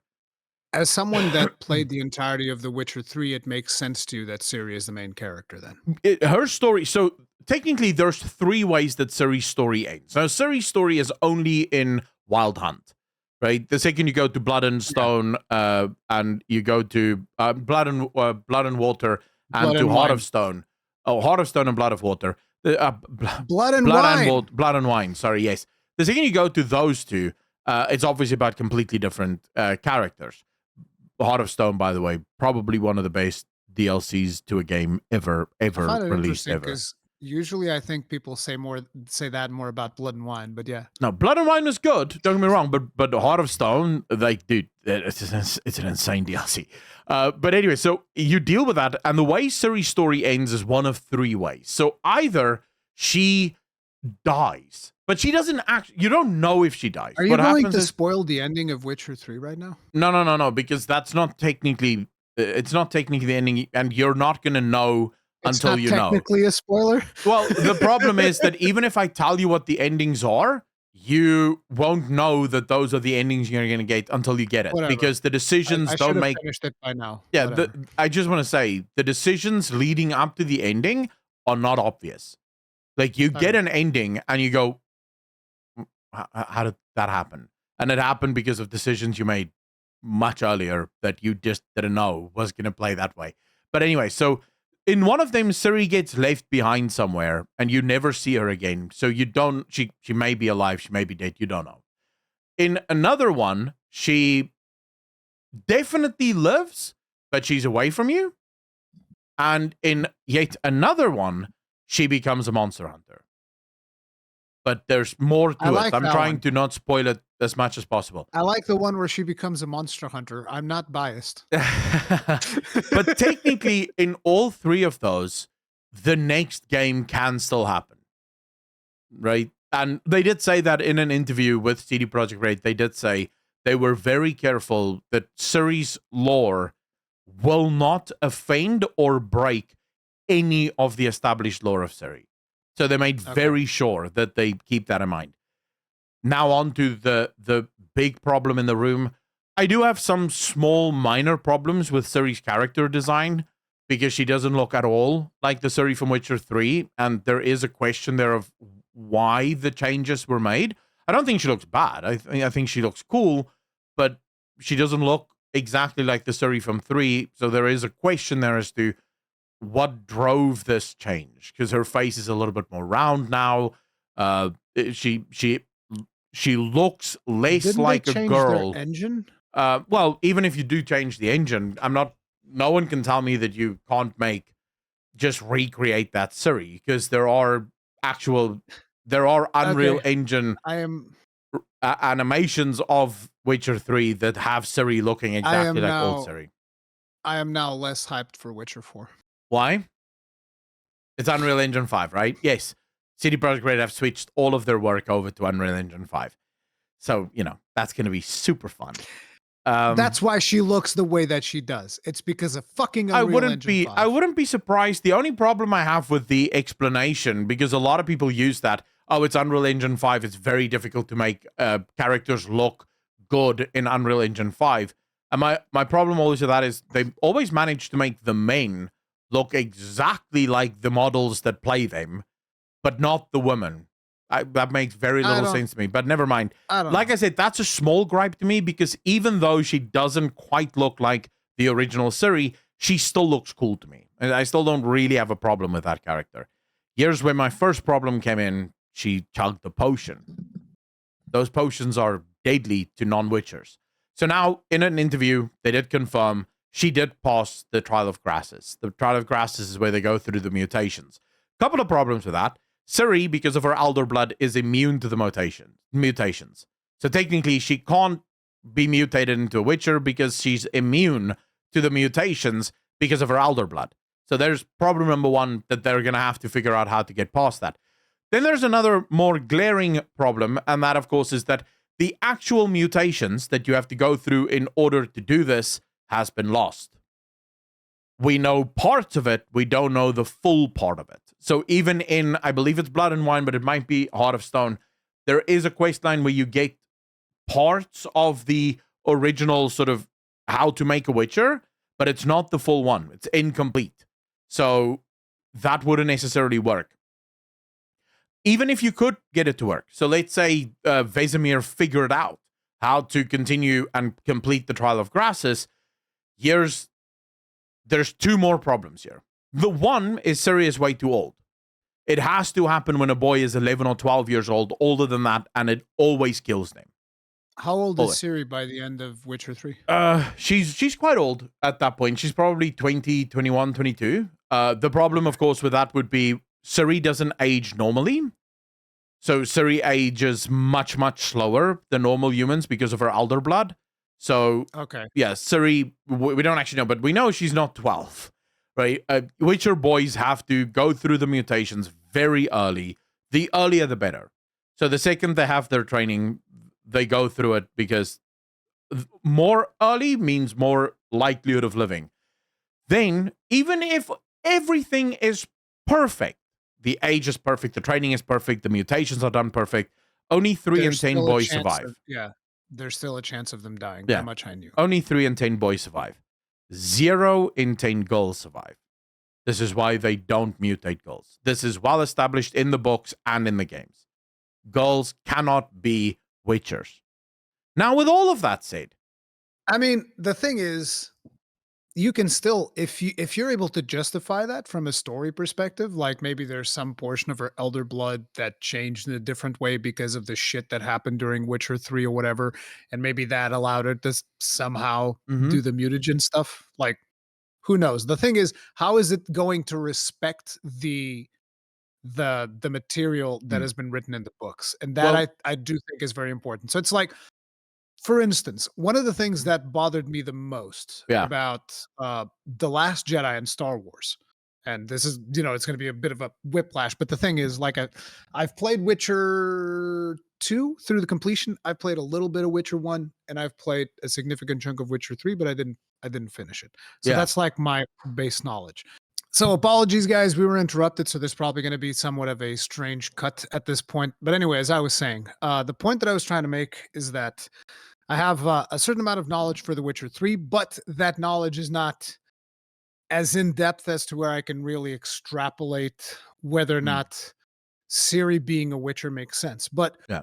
a comparison that I would make is the thing that upset me the most about Last Jedi. Well, one of the things that upset me the most, because there's a million things that upset me about The Last Jedi, but definitely one of the worst things about it is when Yoda shows up and just randomly shoots force lightning at the Jedi tree and burns the Jedi archives. Yeah. As in, none of this fucking matters. I don't care. And also, force ghosts can shoot lightning now. And you're like, so wait a minute.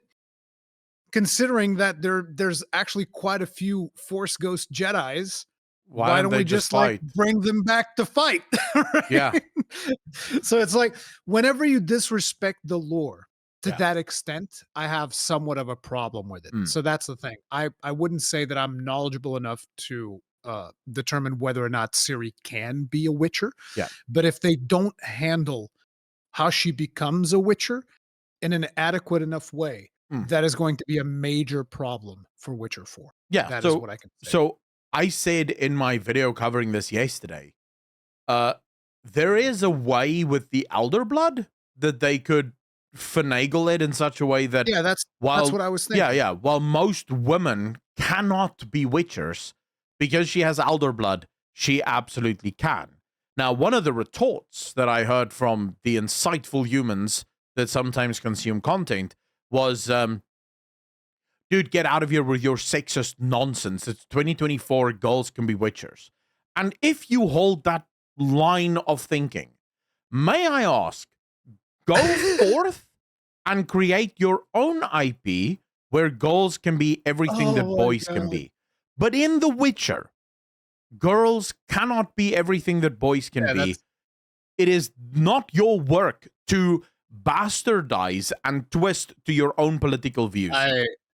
And it's like, I understand that for some people, because they have the more progressive mindset, they're like, well, I want it to be possible. It's like, well, okay, but it needs to make sense in universe. And Dude, this is not because, and again, I want Kate what happens Beckinsale now, to be my wife. Doesn't mean anything. It's not going to happen. listen, There's nothing I can do about it. I have to accept reality. That's just how it is. The thing that bothers me about how this is going to be argued by someone who listens to this conversation, someone who listens to this will be like, you guys just want to be in your boys' club and you don't want women to be a part of it, when it's both you and me, as stated multiple times. We love. They'll say that. They'll quote you out of context. And you're like, that's all the context you need. No, but what I'm saying is, like, both of us have stated multiple times, we like playing female characters. Yeah. As well. Like, both of us enjoy female characters as well. So this is not a thing where we're like gatekeeping Ciri being a Witcher because she's a woman. We're, the thing that you're arguing for is gatekeeping Ciri from being a Witcher because it doesn't make any fucking sense in the setting. And that is the thing that they need to make sense in the setting. Yeah. Now, my question is, because obviously, like I've said, I haven't played Witcher 3. I love the story of Witcher 2. I thought it was fucking phenomenal. Yeah. So going by what I know of Witcher 2, what I've played of Witcher 2, I have faith that they have the writing chops to make that work. How about you, going by what you know of the story of Witcher 3? Well, do you have faith that they have the writing chops to make Ciri being a Witcher work? Old CD Projekt Red, yeah, 100%. New CD Projekt Red, maybe a bit more questionable because it all boils down to what was the driving force behind the choice. Because there are ways that you could have had Ciri be the main protagonist of Witcher 4 without her being a Witcher. Remember, she has Elder Blood, which means she has native magic, which means you could do some incredible stuff with her. And while, yes, technically she's not a Witcher, she's still a monster hunter. She's still doing the job of a Witcher. And you could have written a great story around her trying to figure out how to become a Witcher, right? Or how to save the school of the Witchers, because technically speaking, Geralt is one of the last remaining Witchers, at least the ones that we know of. So Witchers are very much dying out. They're a dying breed. So there's like a bunch of ways that you could have gone with it. Even in this one, it is possible, but it all depends on what is the reasoning. Because more often than not, whenever politics is the main driver, it's as if most of these companies forget how to be creative. Like they just go, you'll accept this. Are you willing to make that claim? I am willing to make that claim quite heavily because the reason why Ciri became a Witcher is a political one. No. That's not what I'm saying. No. That's not what I'm saying. I'm saying if the reasons... I'm talking specifically about the topic of Witcher 4. Yeah. But this is what I'm saying. We don't know the exact reasons for why Ciri became a Witcher. Yeah. If the reasons was they had a pretty cool lore angle that they wanted to explore, and that's why her being a Witcher just had to happen because otherwise they couldn't explore this lore angle, then absolutely yes, they could write it. I could write it, right? I literally, it took me 5 minutes to think of a way that I could write Ciri as a Witcher.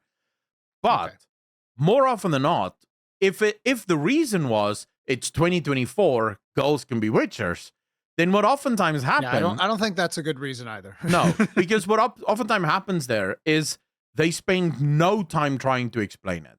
They just do it, and then if you disagree with it, they go, you sexist bigot. And it's like, what? Dude, there's lore issues that you're not even addressing. And now I will say there's a couple of things that really bothered me. There's an article, for example, on IGN where they speak to the developers.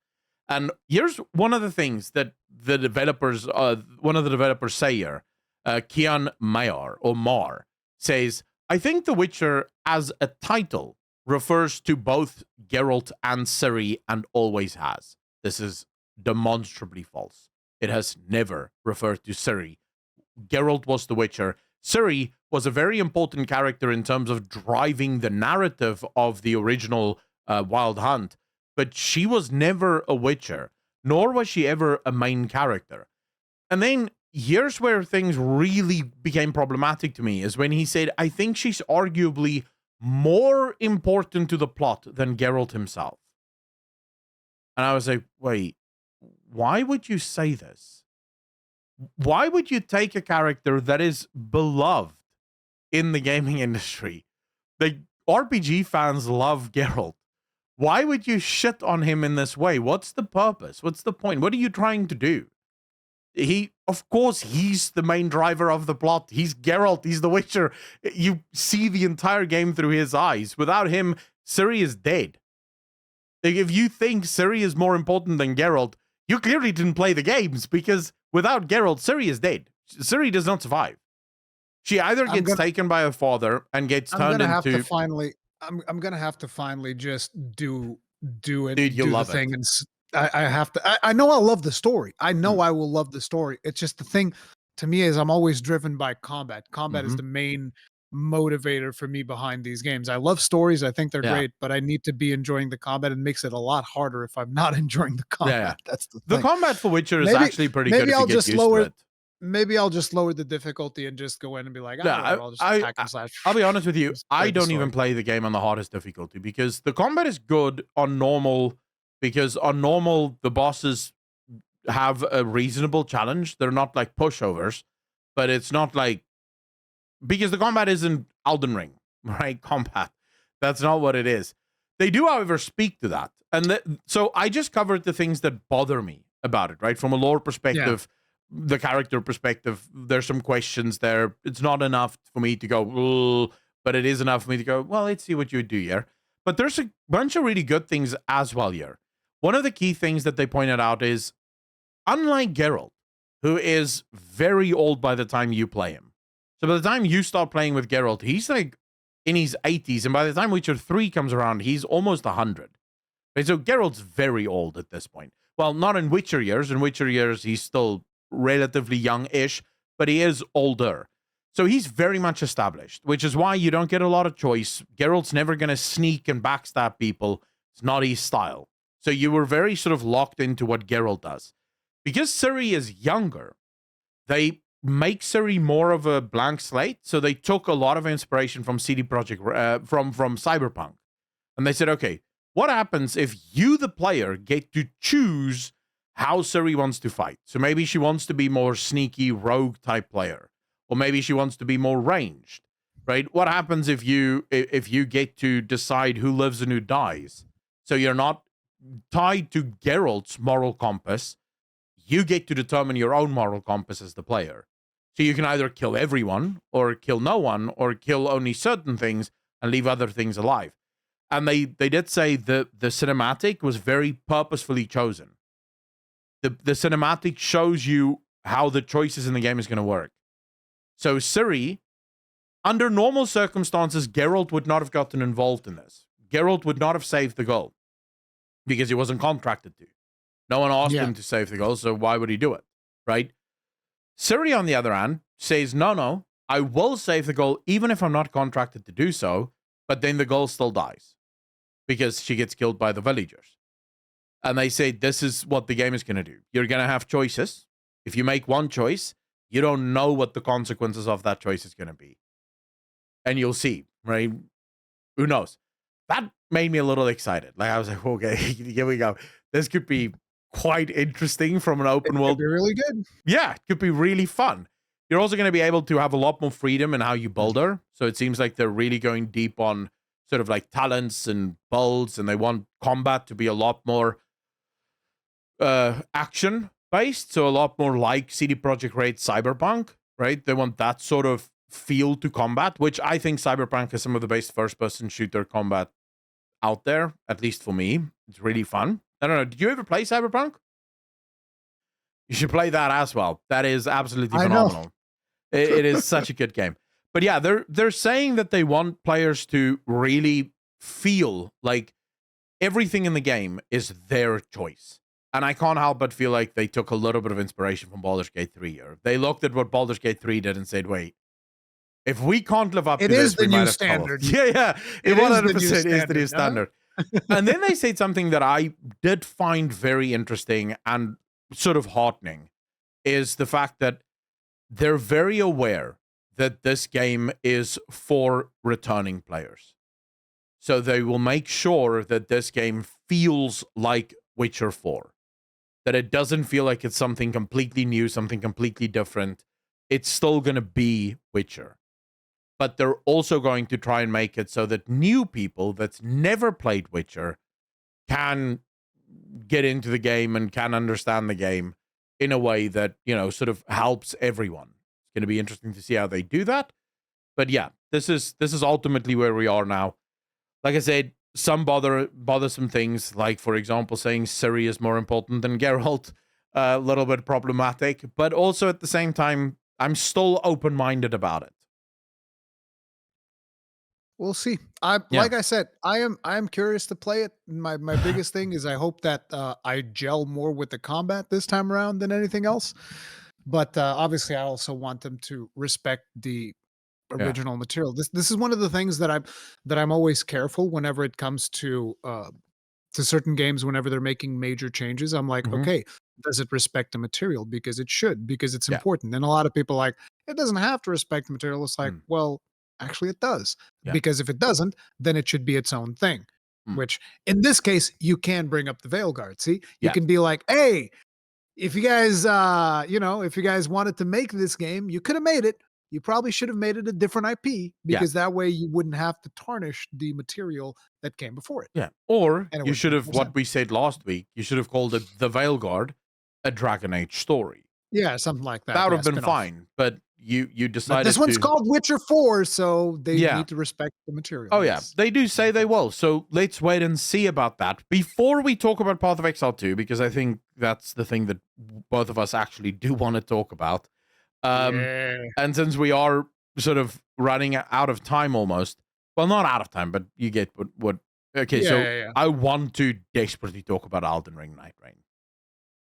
Like, I need to talk about Elden Ring Nightreign. I know all of the things that you could possibly have to ask about Elden Ring Nightreign. I know everything. Okay, All I right. spent all day yesterday. I know all of the things. So hit me. Rurikon What do you want to know? showed me before the show started this absolute autistic Google Drive document that is it's just pages and pages and pages and pages of excerpts, like a proper autistic little investigator.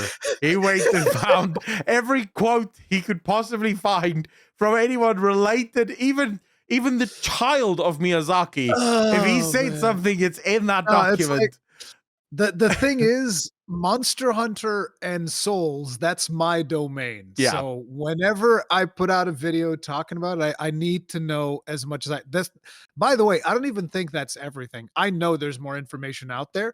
It's just at some point I have to publish the video because otherwise I'm going to be in here for weeks going like, I found this little nugget over here and this little nugget over there. So it's like, yeah. And I even know more than what I put into the video, but the video was already like 44 minutes long. So yeah. All right, but so run us through what is this? Because it's not a DLC for Elden Ring. It's not a DLC, and the thing is, I don't even know if this is going to be your speed, Akalon, because you usually play games for the story. Yeah, and I don't think that story is going to be the focus of this game at all. Okay, this is a 3-player co-op roguelike experience. That is what they're pitching it as. Okay. So the game is designed for 3 players. The game takes place in an alternate version of Limgrave. I've heard it being referred to as Limveld, but I'm not exactly sure where that comes from. Okay. So that's a little bit weird. But the idea here is you have the map of Limgrave, which is that starting area of Elden Ring. Yeah. And things are a little bit different than what you expect there. From a lore perspective, this is to be seen as something completely separate from Elden Ring. The developers said we've had the Shattering War, and then after the Shattering War, that is when this takes place. But again, it is not in the Limgrave that we go to in Elden Ring. It is almost like an alternate dimension. They didn't say alternate dimension, but it's almost like that, right? Yeah. They want it to be very separate. They specifically said, we don't want this to influence your enjoyment or even touch upon or encroach upon the story of the original Elden Ring. This is something different, okay? Which you can make work even lore-wise because the world is already pretty bonkers with gods and things. So, you want to make it work lore-wise? Explain to me why the fuck the Nameless King is in that trailer. You know who the Nameless King is? It's a boss from Dark Souls 3. Yeah, but you could still make it work. How? Because the Elden Ring gods can do whatever they want. It's weird. Okay, so that's your lore justification. Well, the Elden Ring gods do whatever the fuck they want. Well, they go and they grab this boss from Dark Souls 3. Yeah, but and remember, they just bring him in. Yeah, but remember, you have these outer god things that sort of, the raid stuff that comes from. They can do stuff, so maybe that's how they you can make whatever you want work. The reality is, I just think that the director went, wouldn't it be cool if I brought Nameless King back? Yeah, it would. Well, fuck it. I'm bringing Nameless King back. I don't give a fuck. Yeah, but I think that was the extent of his justification, and they're probably going to find some lore reason to justify it. What if, and I'm just going out on a limb here, what if what they're trying to do is say that Dark Souls, Bloodborne, all of these games take place in the same universe? I would actually say that's a really bad idea. Why? Because this isn't fucking Marvel's Avengers. This isn't the MCU, okay? Each of these universes is very much self-contained, and you have the universe of Dark Souls, which features Dark Souls 1, 2, and 3. The multiverse, and you can. No, I'm not sure. I'm not sure I want that. Okay, because like I love. It's not about what you want. I love the lore. They can just turn off the comments, Rurikon. They don't have to listen to you. No, From Software is not going to do that. From Software, not like that. Forget about that. But anyway, Yeah. like But I was okay. saying, like they can make the lore work any way Yeah. they want. But fundamentally, I don't think that this is going to be a very lore type It of doesn't thing. As a sound matter like of they fact, care. the gameplay is going to be very different. So whenever Okay. you're in Elden Ring, right, you're jumping into a dungeon and Mhm. you're going through slowly, methodically, killing stuff slow.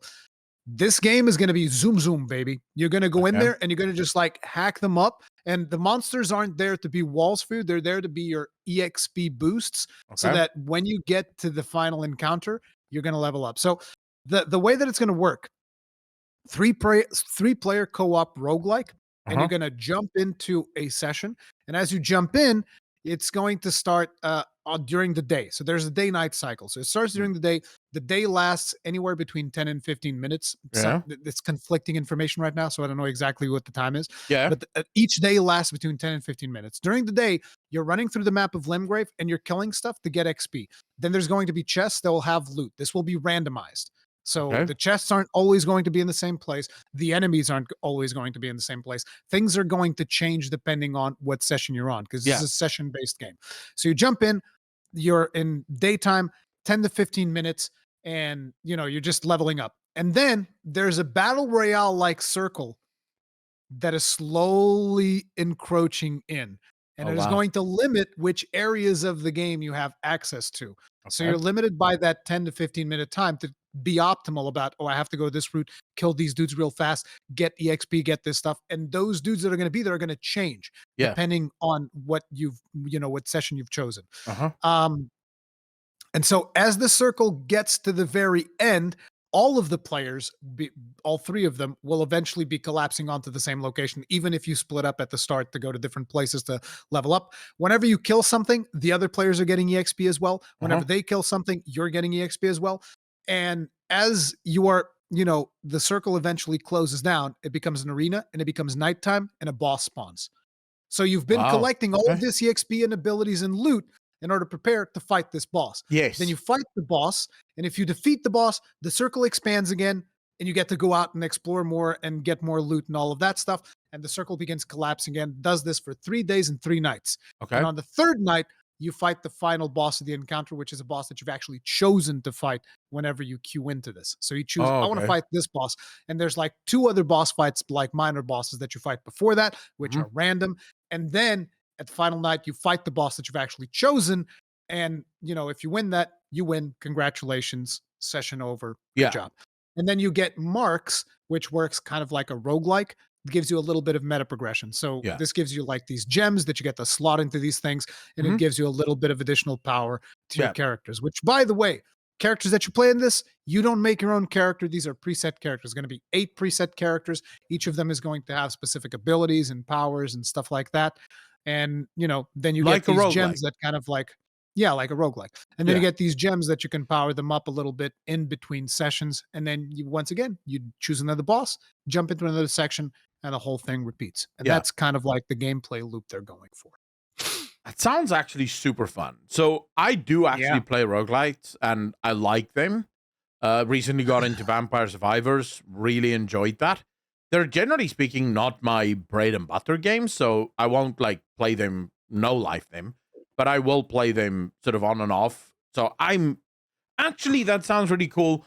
And it does kind of, I hate to say it, sound a little bit live servicey, even though it might not It's be not. live service. No, it's not. No, It's no, but specifically not. The yeah, but developer said it's not. what it does allow them to do is eventually add things like cosmetic store if they want to. I don't think they will, but if they want to, they could, right? No, Or more I don't think that's gonna be a specifically, I thing. think it offers you longevity in a shorter time span than what normal From Software games take.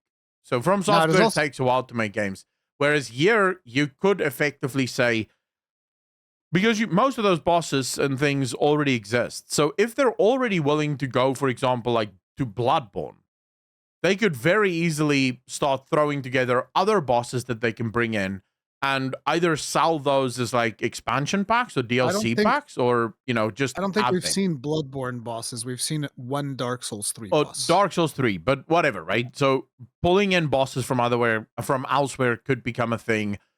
Yeah, it yeah. also gives them even more freedom in future games, right? So they could actually say, um, if I hate to be the one to help them to make money, but you could very easily release a DLC called the Dragon Age 1 DLC.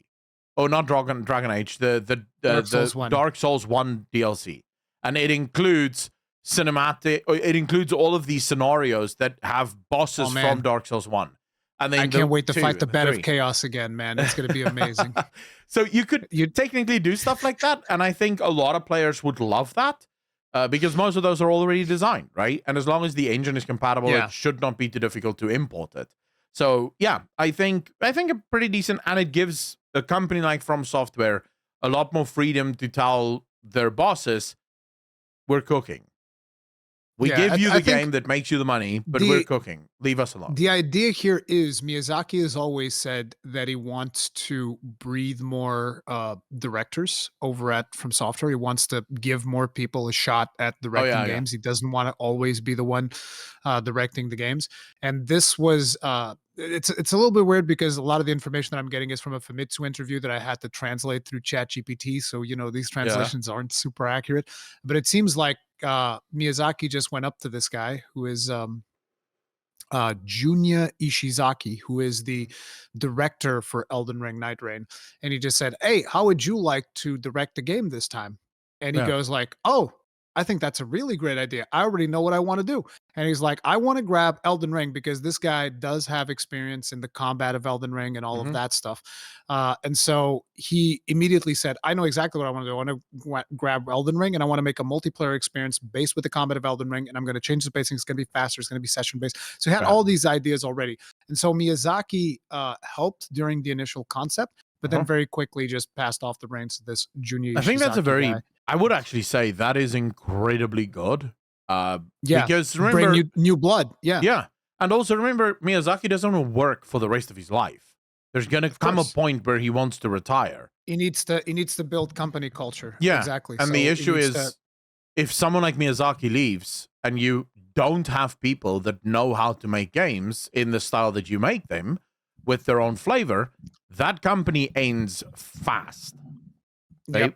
Because it exactly. becomes whatever the new guy wants to do, and the new guy was never equipped to do it. So I think very good move, regardless of what Miyazaki wants to do here, right? Whether he wants to use this Yeah. as a bit of a, hate to say it, but in the best way possible, as a little bit of a cash cow to get some quick cash because you can do a lot with something like this, or just as a way of saying, look, let's take smaller If you projects, mean get new if you directors mean in it, and see how it goes. if you mean cash cow in the terms of microtransactions, I don't think that is No, no, going to be no, the no, case. no. I mean, cash cow isn't what I described. You can sell DLCs like the Dark Souls 1 DLC, right? Oh, okay, So okay. you Like can, doing a bunch of expansions for it if yeah, it's yeah, yeah. successful enough. Yeah, And yeah. they're Yeah. I easy think that would be. enough I to think that do would be that it's cool. not gonna Yeah. like, it's not gonna No, well, break development I've cycles. seen I've seen some people criticize this as like, oh, it's just an asset flip for Elden Ring, and it's something that sometimes bothers me because a lot of people they will get upset over, say, God of War Mhm. using the same animation for Kratos to get on a boat, and I was like, bro, the It's fuck? You want Kratos them to is what? getting on a boat. You want him to do a backflip while he's getting on the boat? Like, what the fuck do you want? Why would you need a new animation for this? Well, yeah. One complaint that people usually have from software is like, when you have two big doors and Uh-huh. the character goes like puts his hands on the door and then pushes and the door slowly opens and people are like, it's the same animation every time. It's like, who gives a fuck? Who's paying attention to this? Well, Like, what do you mean? He's opening a fucking door. I would just say, if you think about two massive giant stone doors in front of you and having to open them, how would you open them? Like, Yeah. what is But it that you're but trying the to point like? Should the he point is ballerina wh- through the fucking door? Like, what do you want him to do? yeah. The point is, right, developing video games right now, it is very expensive. And Yep. so it's like if they can find a creative way to reuse some of the assets that they already own and Yeah. make like a new game, I'm all for that. Go for it. It's Like, just I don't about care. how good the game is. Yeah. That is what we need to see. Yeah. And that is what we don't know yet. Because again, this is going to be a very, very different experience. And I think that when you dial up the combat of Elden Ring to 11, which is what they're doing here, because the combat's going to be way faster paced, the character's going to be moving way faster. We see a bunch of aerial moves in there, like characters jumping up into the air, practically flying, then coming down with a fucking ultimate slam. And it's just like, I think that when you start speeding up the combat of Elden Ring to that level, I think it's going to start breaking apart at the seams. But I hope to be proven wrong. I don't know. I don't know. We'll But see. I'm super excited for the potential. And another thing that I should have brought up that I didn't is, even though it is designed for 3 players, it can be soloed, but it can't be duoed. So you can't just grab a friend and go play. You can grab a friend and either probably go 1 into or 3. matchmaking. Yeah, it's either 1 or 3. But I'm assuming you can still grab a friend and go into matchmaking, grab number 3, and then go play. You should be able to. But you can't play with just 2 players, which that one was a little bit rare. I'm like, if you're scaling it for 1 and 3, why wouldn't you scale it for 2 as well? But they're like, no, 3 is the sweet spot. 3 It might is what we be. want it to be. It might be. It's easy to balance for 1. It's challenging to balance for 3, but we can do it. If we start adding 2, then it becomes a balancing maze. Because now you have to balance for 3 different instances of the game.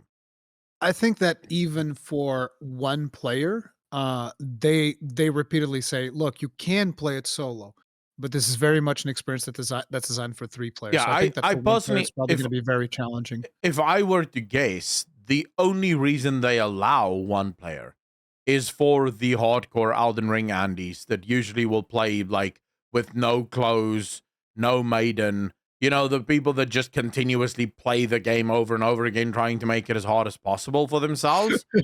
Oh, and by the way, for all the Elden Ring fans, and I know we have quite a few of them because many of you come from Rurikon's channel, I hate to inform you that I covered a video in the week, you'll love this, of a person on the Elden Ring fan page on Facebook started a massive thing. This guy, it's a guy, is very angry that a certain character in Elden Ring refers to the player as maidenless. Because he is 38 years old and he is a virgin, and this character is making fun of virgins, and Elden Ring should absolutely remove maidenless from the game. There you go. Savage Vare gets another one. Good old Vare coming in just like absolute maidenless. Yeah. He's very angry, and he demands that From Software remove the word maidenless from Elden Ring. That has to be a meme. That please. No, I don't think it was, because when I looked at the comments of that post, there were many people who agreed, who felt like it was insensitive that maidenless is a word because it is poking fun at perpetual virgins. And I'm just like, bro, you could literally just, I don't know, go out there and meet someone. You don't have to be a virgin. Dude. But yeah, I thought I'd share that with anyone that might want to know. Yeah, that is actually impressive, especially because the whole maidenless thing was made into a meme, and it has nothing to do with whether or not you have a girlfriend. But, no, you literally get a maiden as soon as you get into the game, but never mind that. Okay, so now on to the thing that we're all here for. At least I know I'm here for it. Well, actually, I'm here in spite of it. I would prefer to be playing it right now. Exactly. But yes, let's talk about Path of Exile 2. Bro. And I want to start by saying perfection. Pure gaming adrenaline perfection. This game is everything that an ARPG should be. It is perfect. The story is amazing. The gameplay is amazing. It's just so fun. It's so fun to log in and kill a bunch of monsters and try out different stuff. I am loving this game. Did you play Path of Exile 1? Very briefly. And I decided by the time I reached Act 2, I was like, this game's really not for me. I played a bit of Path of Exile 1. I've made a terrible mistake throughout my life, which is I chose to play Diablo 3 instead of Path of Exile when it came Yeah. out, and then I kind of like never went back to really fix that mistake. I did try going back a couple of times, but I don't know. It was just something there that didn't click, right? And so Path of Exile 2 is a very different game. Yeah. And that is it's like for me, my experience with it so far, I finished the campaign on normal. I'm Mhm. currently going through on cool. It's just time keeps keeping me away. It took me a very long time to finish the campaign because I was streaming it and I was engaging with chat and we're just having like absolute blast chatting Mm. about it, experimenting with the build and all of that stuff. And I think that the game is pretty much everything that I wanted, which is a more a version of Path of Exile 1 that Mm. has way better animations. Because listen, I'm an absolute animation whore. Okay. I want clean, super amazing animations. And Path of Exile 1 is kind of like a little bit too fast where you can barely appreciate the animations by the time you get the end game. It's like Yeah. zoom, zoom, zoom, zoom. Like the animations play like super fast with crazy cast speeds and all of these things, which is cool if you're into that. Yeah. I'm not as into that, right? And so Path of Exile 2, more slow, more methodical. You got that dodge roll. Mm. It straddles a line where in Path of Exile 1, your objective is to basically what people call a knowledge game. So Mhm. the more you know about it, you're going to make your build in a way where things just get giga easy. Yeah. Whereas Path of Exile 2 is a combination of knowledge and skill. So Mm. you both need to know your build, but you also need to be able to play your build. Yeah. Your build is not going to just play itself. No. And that is one of the things that I really like because, Mm. like, for instance, I can hand you my build, which I'm playing a mercenary. I don't know what class you're playing. I'm playing a mercenary that's about grenades, and I can hand you my build, and everybody who's seen me play, they know my build's powerful. Might not be the most powerful thing ever, but Yeah. I can clear maps like reasonably fast. But if I hand you my build and I tell you how to play it, you're probably still going to struggle for a bit because you're not going to have that muscle memory. You're not going to know when to dodge, not going to know when to use which grenade and all of this stuff, right? And when to Yeah. detonate them and how to detonate, do all of that stuff. That takes a while. Whereas I kind of feel like in Path of Exile 1, if I was to give you like a build and tell you, okay, you're going to press these buttons and you're just Mm. mash through, you'll probably go through and start clearing maps like super fast, right? That's the difference. You're going to need skill, muscle memory, all of that stuff. And that is something that I really like. And that is something that Yeah. really appeals to me Well, because I have the background of I'll Souls and Monster Hunter and all of that yeah. stuff. So I'm into all of that shit. I'll say this. If you look, for example, D4, right? And you look at how people Yeah. play through D4. Eventually your build and all of the gear that you have get to a point where you're effectively spamming one button. You have this one spell that is super mega powerful, and you're just trying to keep that spell up for as long as possible, right? That's basically your only goal. Keep it up, keep it going. Let's just blow shit up. And even if you do all four, most of it will either be just empowering the one spell, or even then it is this, you click and do damage and blow stuff up. Whereas in this game, it really does feel like blowing stuff up is never really going to be on the cards. It's not going to be a case of you running to a boss and one-shotting the boss unless you have this very niche build and you did a bunch of things beforehand. So, for example, on a monk, if you set up correctly on a monk and you get all of those power charges, you can do insane damage with your abilities. But it's going to require setup, right? It's going to require that you know exactly how you're working towards So this boss to clear this boss. they did that on the first day of the game. They were one-shotting bosses.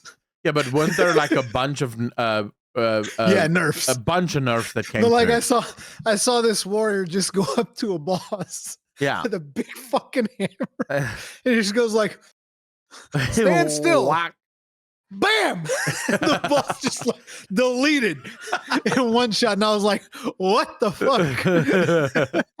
Yeah, but My the build- fact that they My build can delete bosses reasonably fast. Mhm. I don't know, a couple of seconds on most bosses Yeah. now, depending on their resistances and shit. Yeah. But it requires you to like really kite around, land the grenades properly, Mhm. do all that stuff, still avoid some damage while you're doing it. So my build is not broken overpowered. And I'm glad it's not, because that way it will probably not get nerfed. They already nerfed one of my skills, but I wasn't using it the same way that everybody else was, because there's this skill, which is gas grenades. Yeah. And gas grenades have this thing where if you put like scatter on them and whatnot, they kind of tend to clump together. Oh yeah. And when they clump together and you detonate them, there is a chance that you'll have like all of those clumps overlapping on each other. And then when you detonate it, it's just like a fuckload of damage in one spot. Oh, and yeah? that's what people were doing with gas grenades. That's you probably might have seen it, the fart dart build from Just Drive Haze. Oh yeah. It's kind of like the same concept, which is like you put down this gas cloud, you put a firewall, and then every time that you shoot the gas cloud, it just instantly explodes, deals a fuckload of damage. So they nerfed the damage of the explosion of the gas grenades. But because I wasn't using gas grenades for the explosion damage, I barely felt it in my build. I'm just like, I don't care. This doesn't affect me at all. Yeah. I mean, I deal a little bit less damage when those grenades explode, but the grenades that I use is actually explosive grenades, so it's not really a big deal. But I think the nerfs speak to their intention, right? The nerfs, the fact that they're stepping in and nerfing these one-shot builds suggests that they don't want players to go around one-shotting bosses. They want you to think about what you're doing next. Or if you're going to one-shot a boss, are you planning for it, right? So are you gaining all of the necessary buffs, all of the necessary stacks in order to deliver that big damage at the end of it? Which just feels really good to me. Like the bolt that I'm going for doesn't delete boss, but then I'm not max level yet, so most of my gear and stuff isn't optimized. What are you playing, by the way? I'm playing Witch, and I'm going for specifically minion/dot bolt. Of course you are. Of course. Well, yeah. Why would I not play a Witch? It's the closest thing to a warlock. It's what I'm doing, right? It is a warlock. It's a female warlock. So yeah, I'm loving the Witch. I also have a monk and I have a sorcerer or sorceress that I sort of started for my offline play. But my main character is the Witch, and I'm loving it. I'm loving the story, dude. The story is actually insanely cool. Like I recommend that you check out these lore videos by a creator called Talkative Try. He does like lore analysis of the original Path of Exile, because it gave me a lot of background into some of the stuff that is going on. Like in Act 1, you go to a place called the Cemetery of the Eternals, and you might be like, who the hell are the Eternals? And the Eternals are basically kind of the Roman Empire of Path of Exile. Wow. Yeah, so it gives you a lot more. Oh, okay, I know who these guys are. And then you eventually get to a point where you're like, oh, you're going to interact with the Vol, and you're like, oh, I know who these guys are too. The Vol are kind of like an ancient, technologically advanced race. But I mean, there's cool shit, right? Yeah, there's the Valley of the Titans, which are these giant creatures. It's really cool. One of the Titans still alive. Spoiler alert. That's a really cool fight as well. I mean, what's actually really cool about it is you talk to the characters and they have the main storyline, but they have a crap ton of dialogue on the side that isn't interfering with you. If you're a player that just wants to get to killing, zoom, you don't have to worry about that dialogue. If you're me, you make your chat sit through about half an hour of just clicking on the different dialogues and listening to everything that they have to say. There's a ton of really good information there for sure. Like I was constantly doing shit like that as well, which is why my playthrough lasted for so long. Yeah. But there's actually a lot of really cool little tidbits that you get from the lore. Yeah. So yeah, I really appreciated that. Yeah, no, I think it is a phenomenal game. It truly is just so much fun. And here's an interesting thing, because I saw Talkative Try's video. I instantly knew exactly who the hooded character was, just from just as I was watching Talkative Try's video. I was reminding myself of the opening cinematic that they had showed, and I was like, wait, that guy in the opening it's this guy. What the fuck? So you instantly start like, oh wait, I know who this character is now. This makes so much more sense. And you know who the Beast is and all of these things. It's like I don't know any of that yet. I'm still uncovering it. I'm a little sad that we only get the first 3 acts, right? We don't get all 6. Yeah, you don't get all 6 just yet because they focused on the end game instead, which actually makes perfect sense, when you think about the people that actually tend to play RPGs. Obviously, they wanna get into the end game, and this also gives them a lot of the tools for them to balance around the end game because, quite simply, this is one of those situations where there's a lot of people that are super frustrated with Path of Exile 2. And unfortunately, this is one of those situations where, in order to balance the end game of Path of Exile 2, you need to do it at scale because you Yeah. can give a QA team like a pre-made build that you think is going to be good, and you're just like, okay, here's the build, it's already made, go test out, see how hard the difficulty is. But when you get players into the mix, Yeah. they're going to do some weird degenerate shit. We're going to do like all the crazy things that nobody ever thought of. And that is why they need the feedback that people are giving right now. But it's mostly feedback. The most important one, in my opinion, is the feedback at endgame. Like Kriparian made a video explaining that like he's got this Giga Chad sorceress that he's been playing with, sorceress or witch, I forget, I keep forgetting if he's playing witch or sorceress, whatever. He's got this Giga Chad caster that he's playing with, Uh-huh. and he's like on the very end game maps right now, and he's getting one shot by white mobs. That is something that the developers need to be like, okay, we need to look into this, right? There's a problem. You shouldn't be getting one shot if you got like Giga Chad defenses and all of this stuff. So that is important feedback. But when you have a lot of people that are coming in and saying like, I can't beat Act 1 boss, I'm like, come on, man. How are you Like, not what? yeah, that's a little bit weird That's in a my skill opinion. issue. I don't want to say that because in a way I feel like I'm coming in as an outsider from Path of Exile because I didn't play that much Path of Exile 1. Yeah. But one of the problems that developers are struggling with right now, I feel, is that they've stated since the beginning, like, this is not Path of Exile 1. Yeah. We are going to maintain Path of Exile 1 for the people that enjoy Path of Exile 1. We hope that you enjoy this one too, but this one's going to play different. Yeah. And there's a lot of people that are coming in for Path of Exile 1 that are like, I just wanted Path of Exile 1 with prettier graphics. And it's like, this is not it. This is gonna be a very different game. Yeah. And I think in a way it kind of sucks because for them, I mean, and I don't mean that in a dismissive way. I genuinely mean like, man, that fucking sucks. Cause like Yeah. you've been playing this game for over 10 years and the developer comes out with Path of Exile 2 and you jump in and you figure out actually this game might not be for me. And that's going to be really frustrating. Yeah. It can be really weird if you're part of a community and then suddenly you start to feel alienated by a developer. But on the other hand, it's like the game that I want is clearly not the game that some of these people want, which it's just a clash of interest, and developers are going to be riding a very fine line trying to balance out. Because if they make the game easier, I am instantly less interested. Because one of the things that I enjoyed the most was that the developers aren't scared of putting you in the ground, which is something that nowadays might surprise people. But a lot of developers are super scared of putting players in the ground unless players are playing on the hardest of the hardest difficulty. Like if a player is playing like a normal game, developers are like, well, we can't kill the player. That would just be wrong. What if the player gets sad? What if they leave the game? Like, right? A lot of developers have this attitude now. So it's very refreshing that I got in there and quite a few times I was like, oh shit, I actually just fucking died. And I'm used to a lot of these ARPG games just being complete snooze fests for like the first 50 hours. You're going through and it's like literally sitting like this, like slouching back, just like pressing your mouse like, yep, I'm killing everything. Yep, there it is. Oh man, amazing. And friggin' Path of Exile 2 actually forces you to like, no, you gotta be engaged, gotta be locked in. You gotta, you know, be in the moment. And then later on, as you become more and more powerful, then that engagement's a little bit less until you get to like a boss fight or something like that. But I really like it. Are you playing mouse and keyboard or controller? Controller, baby. You all the way. Son of a bitch. So I need to With know your one thing. auto-aim nonsense. What do you mean auto aim nonsense? Yeah, you probably you probably have aim assist on to max. Like you can never miss anything, even if you're not even looking at your screen. You're just going, yeah, just killing this boss lady.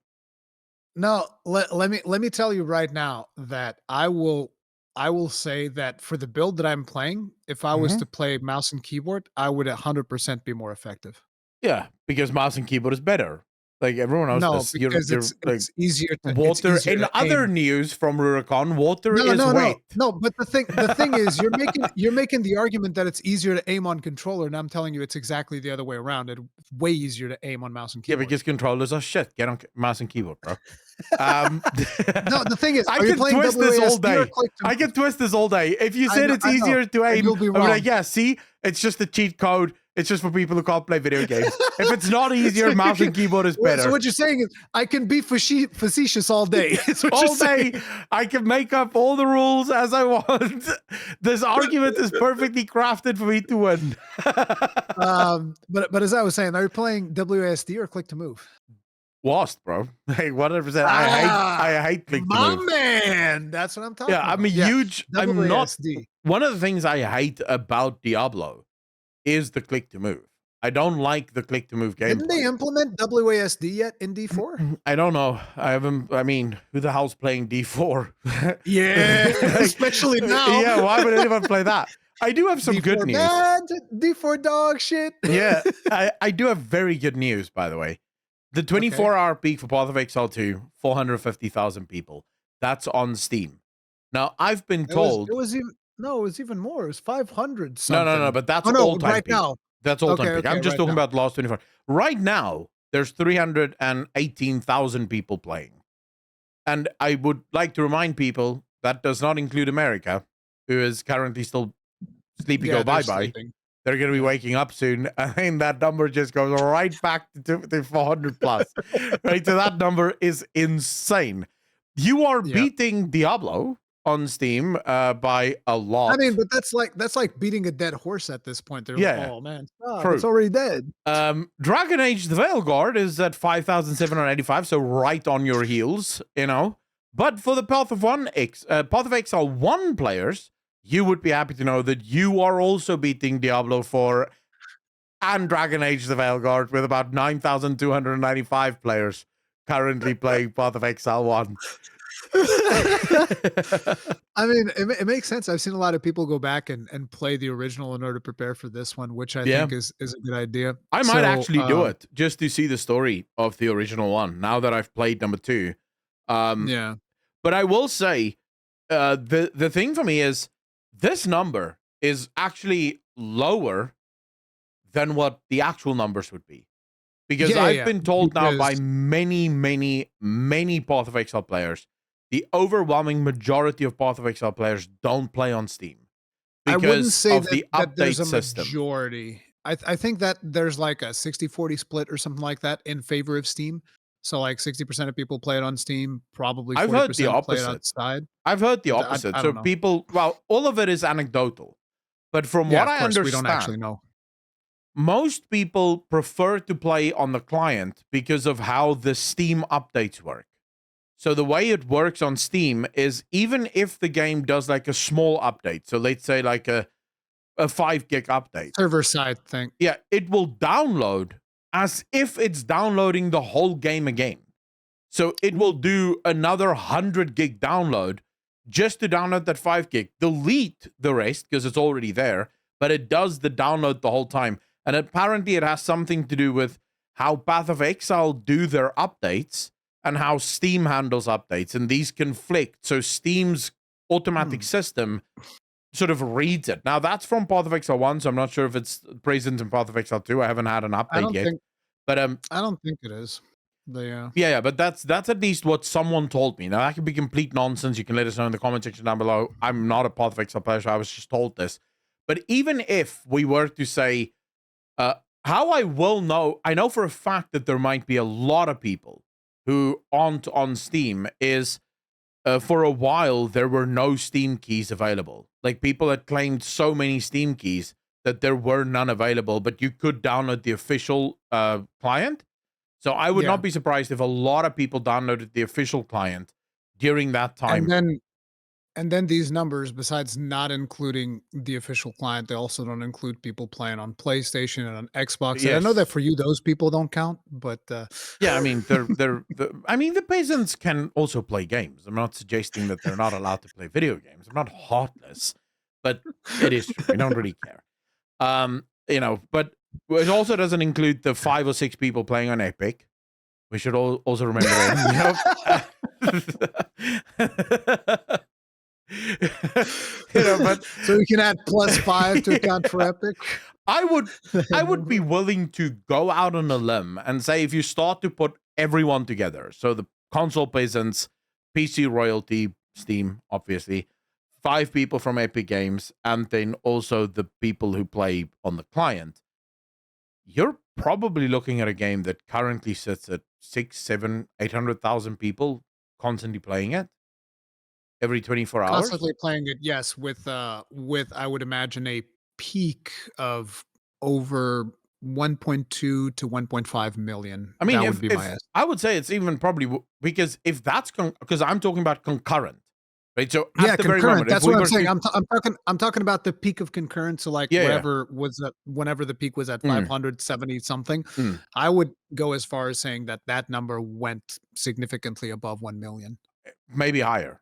I would suggest maybe even higher. So why I say most likely even higher, Riot released not long, like a few years ago, they released figures on how many games are played, and they made a point of saying every single day or at every single moment in time, there are something like, I think it's 10 million games being played in League of Legends. Like at any given point in time, there's something like 10 million games going on at that moment in time. And they have in terms of unique players that are concurrently in-game, 100 million players that play League of Legends. Really? That was a bunch of years ago. 100 million sounds fucking crazy. Yeah, but I mean, this was during the peak of League of Legends, right? So we're talking 2017, 2018, when League was at its core. Now, you also have to remember that includes China and Korea numbers. So we're talking, it's not that big, but it was at the time, it was the largest game. This was before Minecraft sort of took over and became whatever the hell that game is now. But I would say, based on those numbers, you could probably look at something like in a day, they will have anywhere from 5 to 6 million players playing it per day. That's nuts. Yeah. In terms of unique it is players. Massively successful, and especially if you consider that it is an early access game. And another thing that I would like to bring up is we all know what it is like to launch a new always online game. It's always a fucking shit show. Everything always explodes.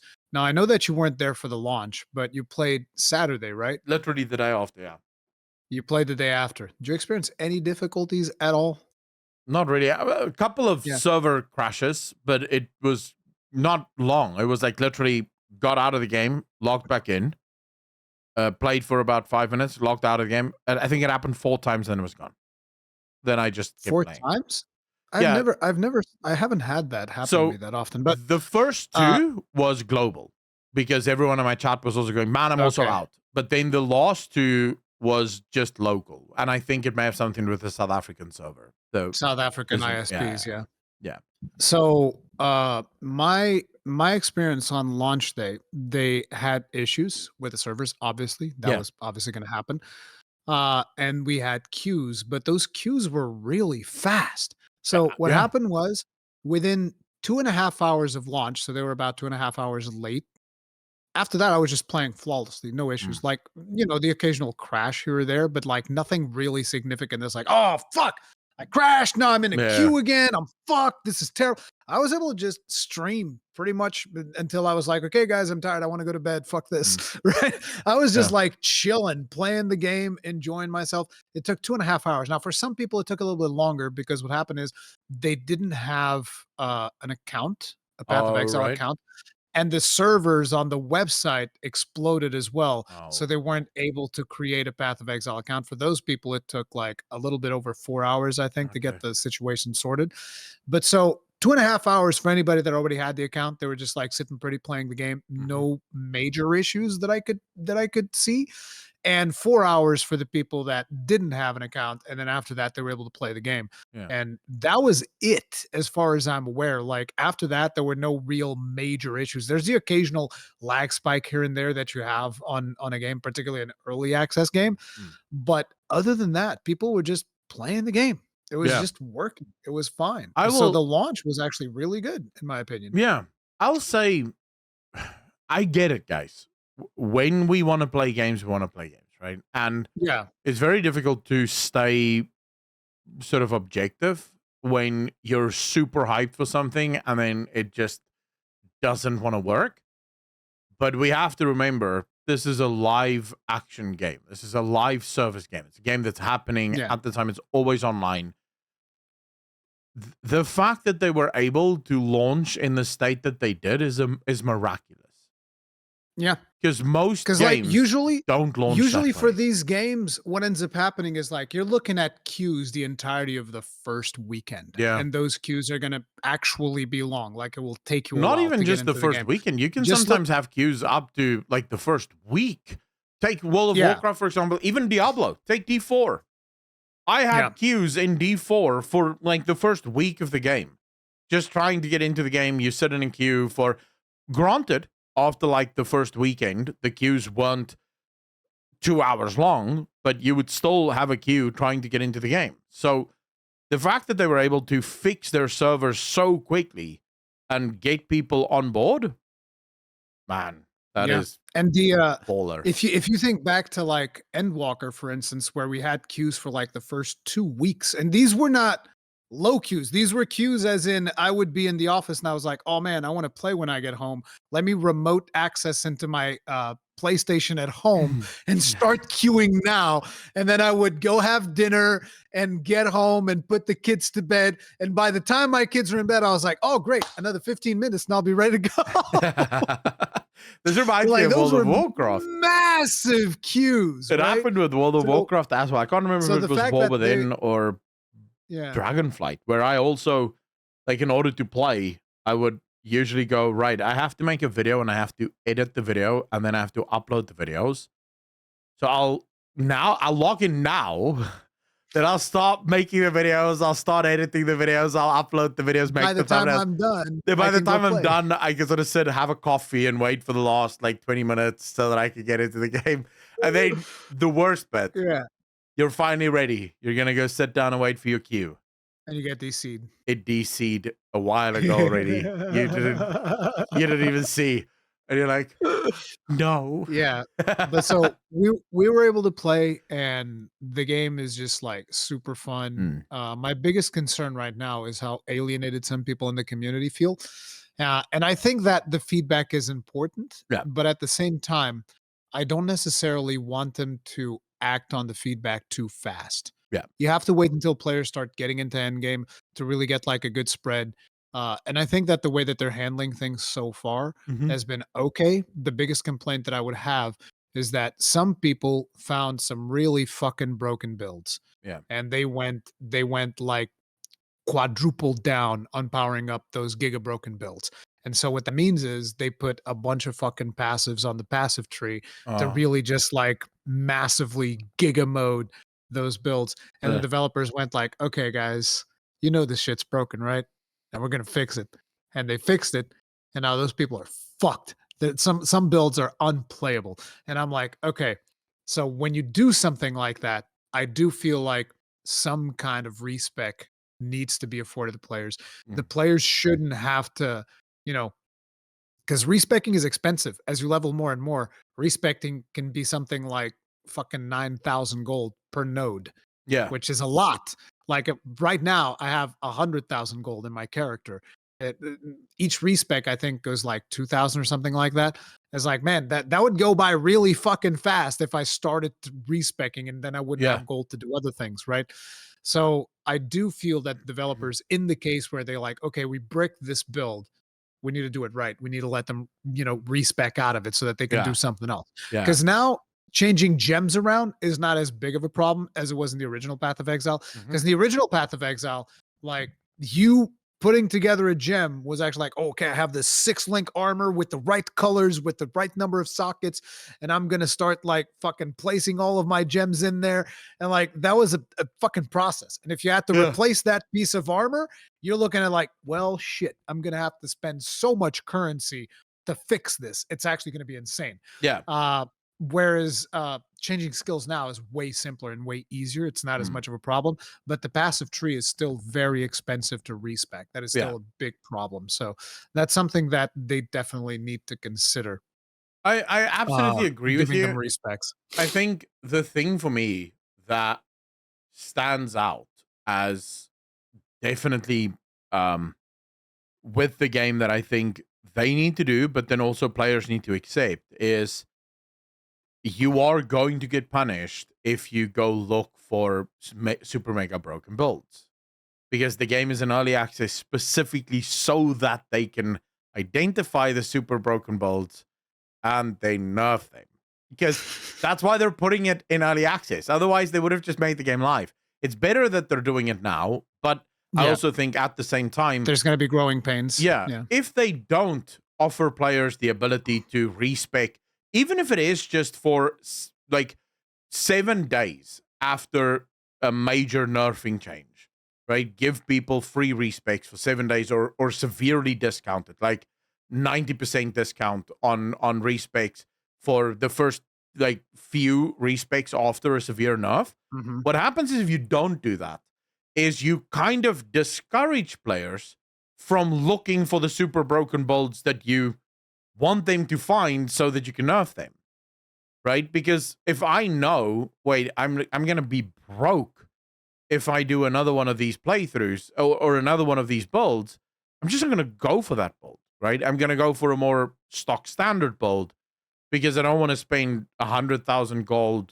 But the problem is respec. also some players might just be like, "Oh, this looks like it'll be really fun," and then they start investing into that. Like in my case, I was always like from the beginning when I jumped into Merc, I'm like, I'm making a grenades build. I don't know how Hmm. good it is. I don't care how good it is. I'm making a grenades build. I want to see shit blow up. That's what I Yeah. want. Well, I'm Okay. the same. I got a boner the second I heard the developers say the words grenade launcher when referring to a crossbow. I was like, yes, that's exactly what I want. Grenade launcher. It even has Yeah. the tube sound of a grenade launcher, even though there's no tubes in Yeah. a crossbow, right? I But it has have- that doop whenever the grenades come out. You see, I It's have very the satisfying. I have from the beginning, I said I want to do a dot minion build. And my viewers are like, Yeah. no, you can't do dots and minions. You have to go balls to the wall minion. I'm like, bro, I'm doing a dot minion build. Shut the hell up. I'm having dots. I'm having minions. This is my build. I don't care if this isn't the optimal build. Who gives a shit about optimal? This is what I'm doing. Right. And I've just been living my base life going Exactly. from node to node. And then you know what's gonna happen? We're gonna get to the end game, both you and me, and we're gonna be like, well, shit, these builds don't work. I can't kill crap. Yeah, exactly. But the thing is, you learn from doing that. What Obviously. kind of But game anyway, is this? The first I actually wolves think- one-shot me. What the hell is going on here? I actually think that for the early access period, one of Yeah. the things that the developers should consider is just having a free weekly respec just during early access, Oh, yeah. so that people, because not only this would be good in the event that people run into, oh shit, my build is broken, Mhm. but also it will allow people to just be more risky about the things they're going to try, which will give them even better But test data, because maybe someone's like, this seems crazy. I don't think this is going to work out, so maybe I won't risk it. Yeah. Whereas on the other hand, if they're like, but I have a free respec, fuck it, I'm gonna do it. Then they go and then, Mhm. holy shit, this is actually so fucking busted. Look at this shit. I'm murdering everything. The Yeah. developers can go, thank you very much for finding that. We're gonna nerf that. But now. I would say though, I wouldn't be surprised if the next nerfs that come out does nerf the respec cost. Because we have to remember, this is also part of their testing. Finding that correct number where Yeah. respecing isn't terrible, but it's also not just free. Because remember, they could have just made it free if they I didn't prefer care. free respecs. I Well, love free respecs, but I'm also I actually get it. partial to it, but I kind of understand their reasoning for Yeah. it. They do want you to sort of feel like it matters. What you choose in those nodes matter. And one of the key downsides to giving people the freedom to just willy-nilly leave and choose whatever they want, is it can end up feeling like it doesn't matter. You know, like, for example, Yeah. Elden Ring. In Elden Ring, it matters. When you level up, it might not look as if it matters, but you think, like, as soon as you start Oh, it realizing what... absolutely matters. Yeah, but the thing is, in the beginning, I looked at this and I was like, "Ah, I'll throw this there, I'll do this, who cares, right?" Yeah. But then you eventually quickly realize how important these Uh-oh. little things are that you're spending shit in.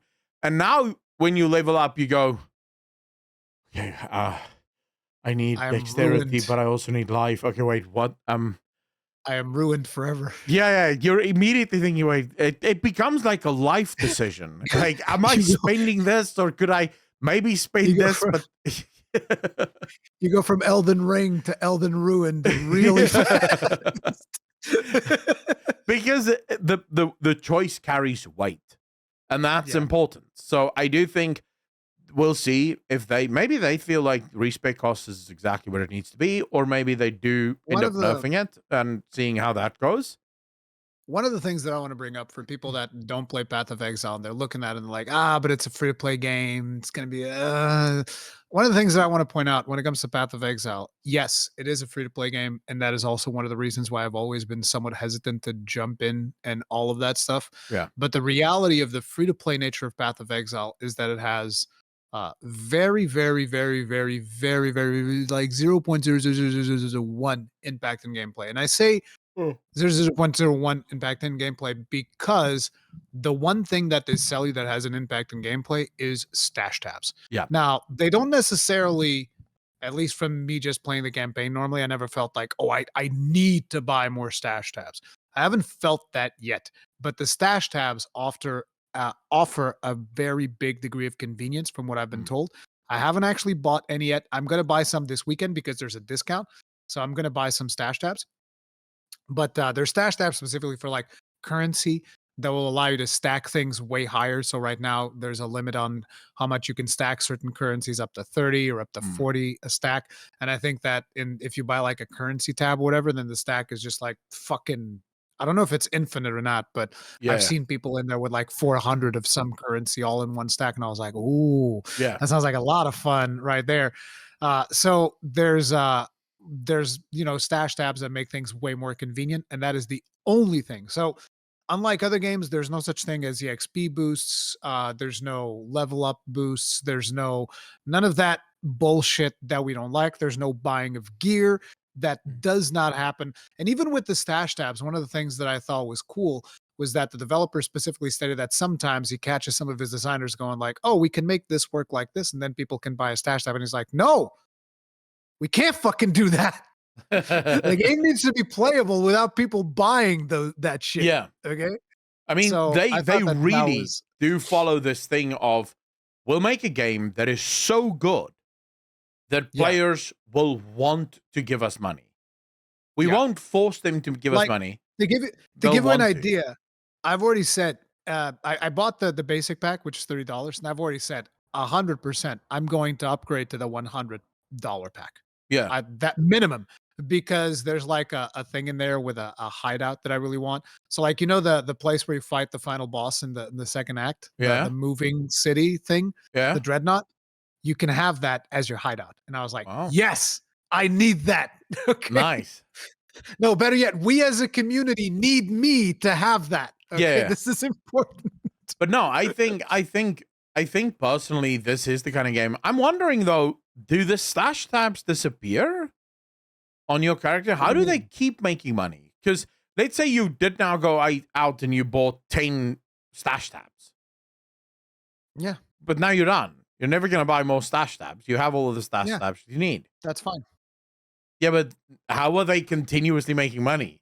They sell you cosmetics. They also sell cosmetics. So you buy cosmetics and people buy cosmetics. The thing is, I'm assuming that's basically what I've noticed from this community is that people like the game so much that they're just like, I'm just gonna give them $500. I'm just gonna give them 500. Like, I had so many people in my community just like, yeah, I just bought the $500 pack because I love them, and I was like, holy shit, yeah, that's insane. But no, I think fundamentally, I can see that. Actually, I wasn't even thinking about it, but in League of Legends, it's the same thing, right? League of Legends, people drop money on It's everything skins. because they love the game, right? Yeah, it's just they're gonna have skins and they have pets and they have like animations for drinking your flasks, I think. So there's like a couple of different things, but yeah, yeah. it's mostly that. It's the pets and the skins and the I things, think which is stuff like actually I think me and you, we don't even care that much about that no. shit. Like I look at the final the last tier of the skin, which almost looks like I don't know if it's tier 1 or tier 2 paladin, the one where it's got like the judgment raiment stuff and whatnot, and Mhm. it almost looks like that, the Yeah. final set, and I was like, that looks real cool, but I don't care that much. I do Yeah. like they have like the crossbow skin on there because that skin comes with the crossbow, and I was like, that crossbow does look badass though. Oh, I don't know, man. I will But say what yeah. what I think is ultimately the thing with Path of Exile. Path of Exile 1 proved that free to play absolutely works. Yeah. Path of Exile 2, I think, cemented the idea that live service games not only can go free to play, but should be free to play. And I believe that that is going to be just a fact moving forward. Wait. I lost you for a second there because I was getting a text. What did you say? I Not only said should games. not only could be free to play, live service games not only could be free to play, but Oh, should be okay. free to play. Okay. Because of the Yes. nature of how live service games work, because live Yes. service games tend to require long sessions. The second you start forcing players to buy, there's immediately a bit of a wall there where, am I going to have time to play this game? I don't know if I'm going to have time to play this game. And then after you've bought the game, now you sort of feel like you're forced. So a lot of people sort of tap out just because of that. Whereas it's free to play, right? So I'm going to play Path of Exile 2 probably for the next week or two. And then I'm going to hit max level. And then I'm probably going to go play another game. But I'll still return to Path of Exile because it's free to play. I can play whenever the hell I want, right? I can return for a season. I can get to max on that season. And then I can screw off and go play other games again. I'm gonna play locked this into game it. like a fucking degenerate, okay? And that's Like a fine because fucking degenerate. again, it's free, right? So you don't feel like you're wasting your time because, well, it's your time to do with what you want. You didn't really pay for it. Well, we did because we got early access. But fundamentally, ultimately, I do think the only way live service games will survive is if they go free to play. Every single live service game will have to embrace the fact that you make your game and you hope it's good enough. And from there, it is what it is, right? Because I look at Path of Exile, I look at Diablo 4, and I say, okay, wait a second. So Path of Exile, free to play. Diablo 4, $60 to play. 70, sorry, excuse me. $90. Well, actually 100 if you wanted to play it on console. $100 if you wanted to get the 3 days early access. Yeah, That's the version that but I like bought. the base, if someone wants to buy it right now, that's going to be a $70 price tag on D4 versus $30 on Path of Exile. And in a year from now, free on Path of Exile. Just download, log in. And I look at what Path of Exile 2 offers, and I look at what D4 offers, and I go, this Path of Exile starts to look really good to me. Yep. And also, it's free. And then I look at the cosmetics in Diablo 4 and in Path of Exile, and I go, why is this game with a $70 price tag just as cash shop and microtransaction hungry as the free game? Yeah. I don't understand. I already paid you $70 for Let this. me tell you, you want to know why it's like that? Greed. No. Why? Because they fucking can. That's why. And they don't even think about whether or not they should because they know they can and they just fucking do it until they get to a point where they can't do it anymore. Yeah. And they're reaching that point. So yeah, but that's literally why, because they know that even if we do this, people will give us money, so we're gonna fucking do it. Yeah. And that is one of the things that I feel that the Path of Exile team doesn't do as much, because No. it would be very easy to justify a Path of Exile 2 just going like, we could just sell an XP boost. Yeah. What are people gonna complain? The game is free.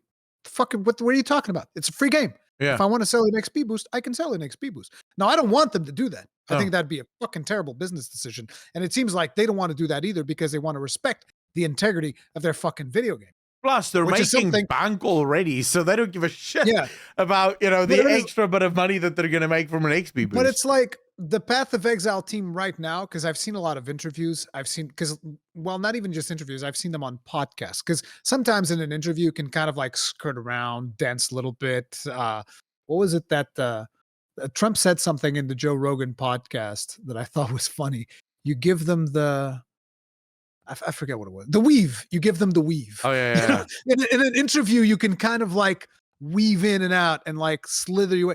But in a pod, it's way, way harder. Yeah. It's way, way harder. Because remember, in a podcast, I can chase you around, right? So in an interview, I ask a question, you answer the question. I'm not entirely sure I like the answer, but I only have 20 minutes. So if I push back, I give up 3 questions that I really want to ask. So I sort of go, well, screw that then. I'll just ask the questions, or I'll push back, but then I don't get to ask my questions. In a podcast, you say something I don't like, and I go, excuse me, sir, what? And we can go down this list.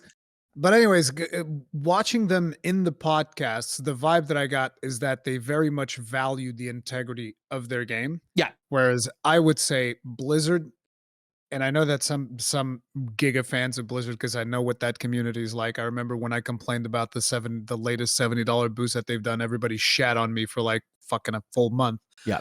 But Blizzard does not care. Well, the majority of people at Blizzard do not care about the integrity of their game. They don't.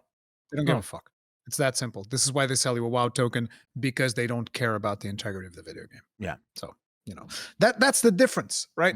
Like a person that cares about the integrity of their video game is not going to sell you a $70 character boost, which is not what they're going to do in Path of Exile. Dude, no, you want a game? Play the game, play it for the campaign, fucking figure it out. Let's look at Larian Studios' boss's speech once again.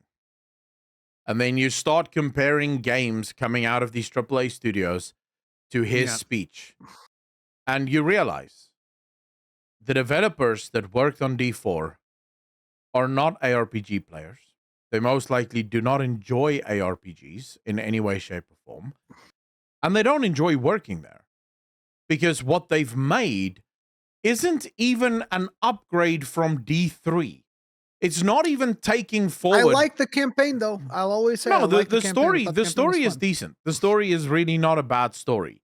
Vessel of Hatred, I've heard bad things about, though. So I've heard the same. The thing is, how I know for a fact, and I know we're talking about D4 now, but how I know for a fact that the developers of D4 do not play ARPGs is I look at the patches. I will never forget the first ever patch they launched. They released notes on what they're going to be doing in the patch. And every single content creator that knows anything about D4 looked at it and went, wait, this is bad. Why are you guys doing this? Is really bad. It's going to break a lot of things. And then they just released it, and it broke a lot of things. And then everyone melted down. They're like, what the hell are you doing? And then suddenly a week later, Blizzard fixes the mistakes by doing what the community told them not to do now. And now it works again. And you could say, well, that was just a bit of an outlier. Patch 2 comes around. They do the exact same thing. The community is like, wait, why are we running back patch 1? You're making mistakes. Don't do this. Those are clear indications that, like you said, these are people that don't play their video game. If you don't play your video game, you're not going to know what is fun about your video game. And that is a problem. Yeah. Or what to nerf, right? Because all you're doing is you're just looking at the data. The data tells you this spec is OP, nerf. It's like, well, do you know why that spec is OP? Because it might not be for the reasons that you think. It's kind of like, let's say there's a curse that increases the damage of a specific ability by a fuckload for some strange reason. Yeah. And what they do is they're like, oh, this ability is dealing a fuckload of damage, and they nerf the ability. And it's like, no, the reason this ability is doing a fuckload of damage is because the interaction with this curse. Yeah. Maybe you should take a look at the curse and leave the ability alone, because there's probably other builds that use that ability as well. Or what they'll do is they'll nerf the curse and the ability. I saw a big number. On the ability, so I nerfed it. Oops. Or they'll remove they'll nerf the curse and the ability. And suddenly you've bricked the entire class because there's other things that use that curse, but they weren't overpowered, but now that curse is useless. And it's like, bro, if you just played your game, but you see, this is the problem. This is the problem with AAA. Because these AAA studios hire en masse. I mean, these companies are large, guys. We're not talking about, these companies have thousands, 2,000 employees that work for them. Even after the layoffs, there's still thousands of people that work for Blizzard. Most of these developers that work on these games aren't working on these games because they actually want to work on these games. They work for Blizzard. Blizzard needed a team to make Diablo because Diablo is the next thing that the market guys told them is going to sell well. And so we're making Diablo 4. Have you ever played an ARPG? No? Well, congratulate. Welcome to the team. This is your first time making an ARPG, right? Then you look at Grinding Gear Games, or you look at Larian Studios. Now, I have this from the horse's mouth himself. Sven himself have said one of the key things they do when someone wants to work at Larian is they ask them, what is your favorite RPG and why? You have to write out a detailed reason for why. This proves to them whether or not you actually played that game and whether you actually care about that game. Good old ChatGPT, baby. Well, they'll probably be able to figure out if you are using ChatGPT, because fundamentally, if you go work for Larian, you go work there, why? Because you want to make CRPGs. Larian doesn't do anything other than CRPGs. They make CRPGs. You go work for CD Projekt Red. They make open world RPGs. It's what they do. They don't make anything else. That's what they make. You go work for Blizzard, you make whatever. Like whatever the market department tells you to make, you make, right? And it's like, well, that's not really how passion and art's supposed to work. But hey, what do we know? We're over 3 hours again. Yeah, you work for Blizzard, and then you go to the committee, and they tell you what to do. And we're not over 3 hours because we had that. Oh yeah, you're right. No, you go. The thing is, you work for Blizzard, and that is a quick way to applying for McDonald's employees. So you know, but you are right. I need to get some food, bro. Yeah, I'm hungry. Ladies and gentlemen, thank you so much for hanging out with us. Rurikon, as always, thank you so much for offering up your Saturday for us to be here. This was episode. It was my fault, so thank you. I didn't want to do it yesterday either because I was busy making the videos for Game Awards, and I still have videos that I have to go edit and work on now. So it's going to be a busy Saturday. But ladies and gentlemen, thank you so much to all of you for hanging out with us, for spending time. As always, hit the like if you like, dislike if you didn't, and we will see all of you in the next one. Oh, and Naomi, good luck with the editing on this one. We'll be thinking of you. Peace.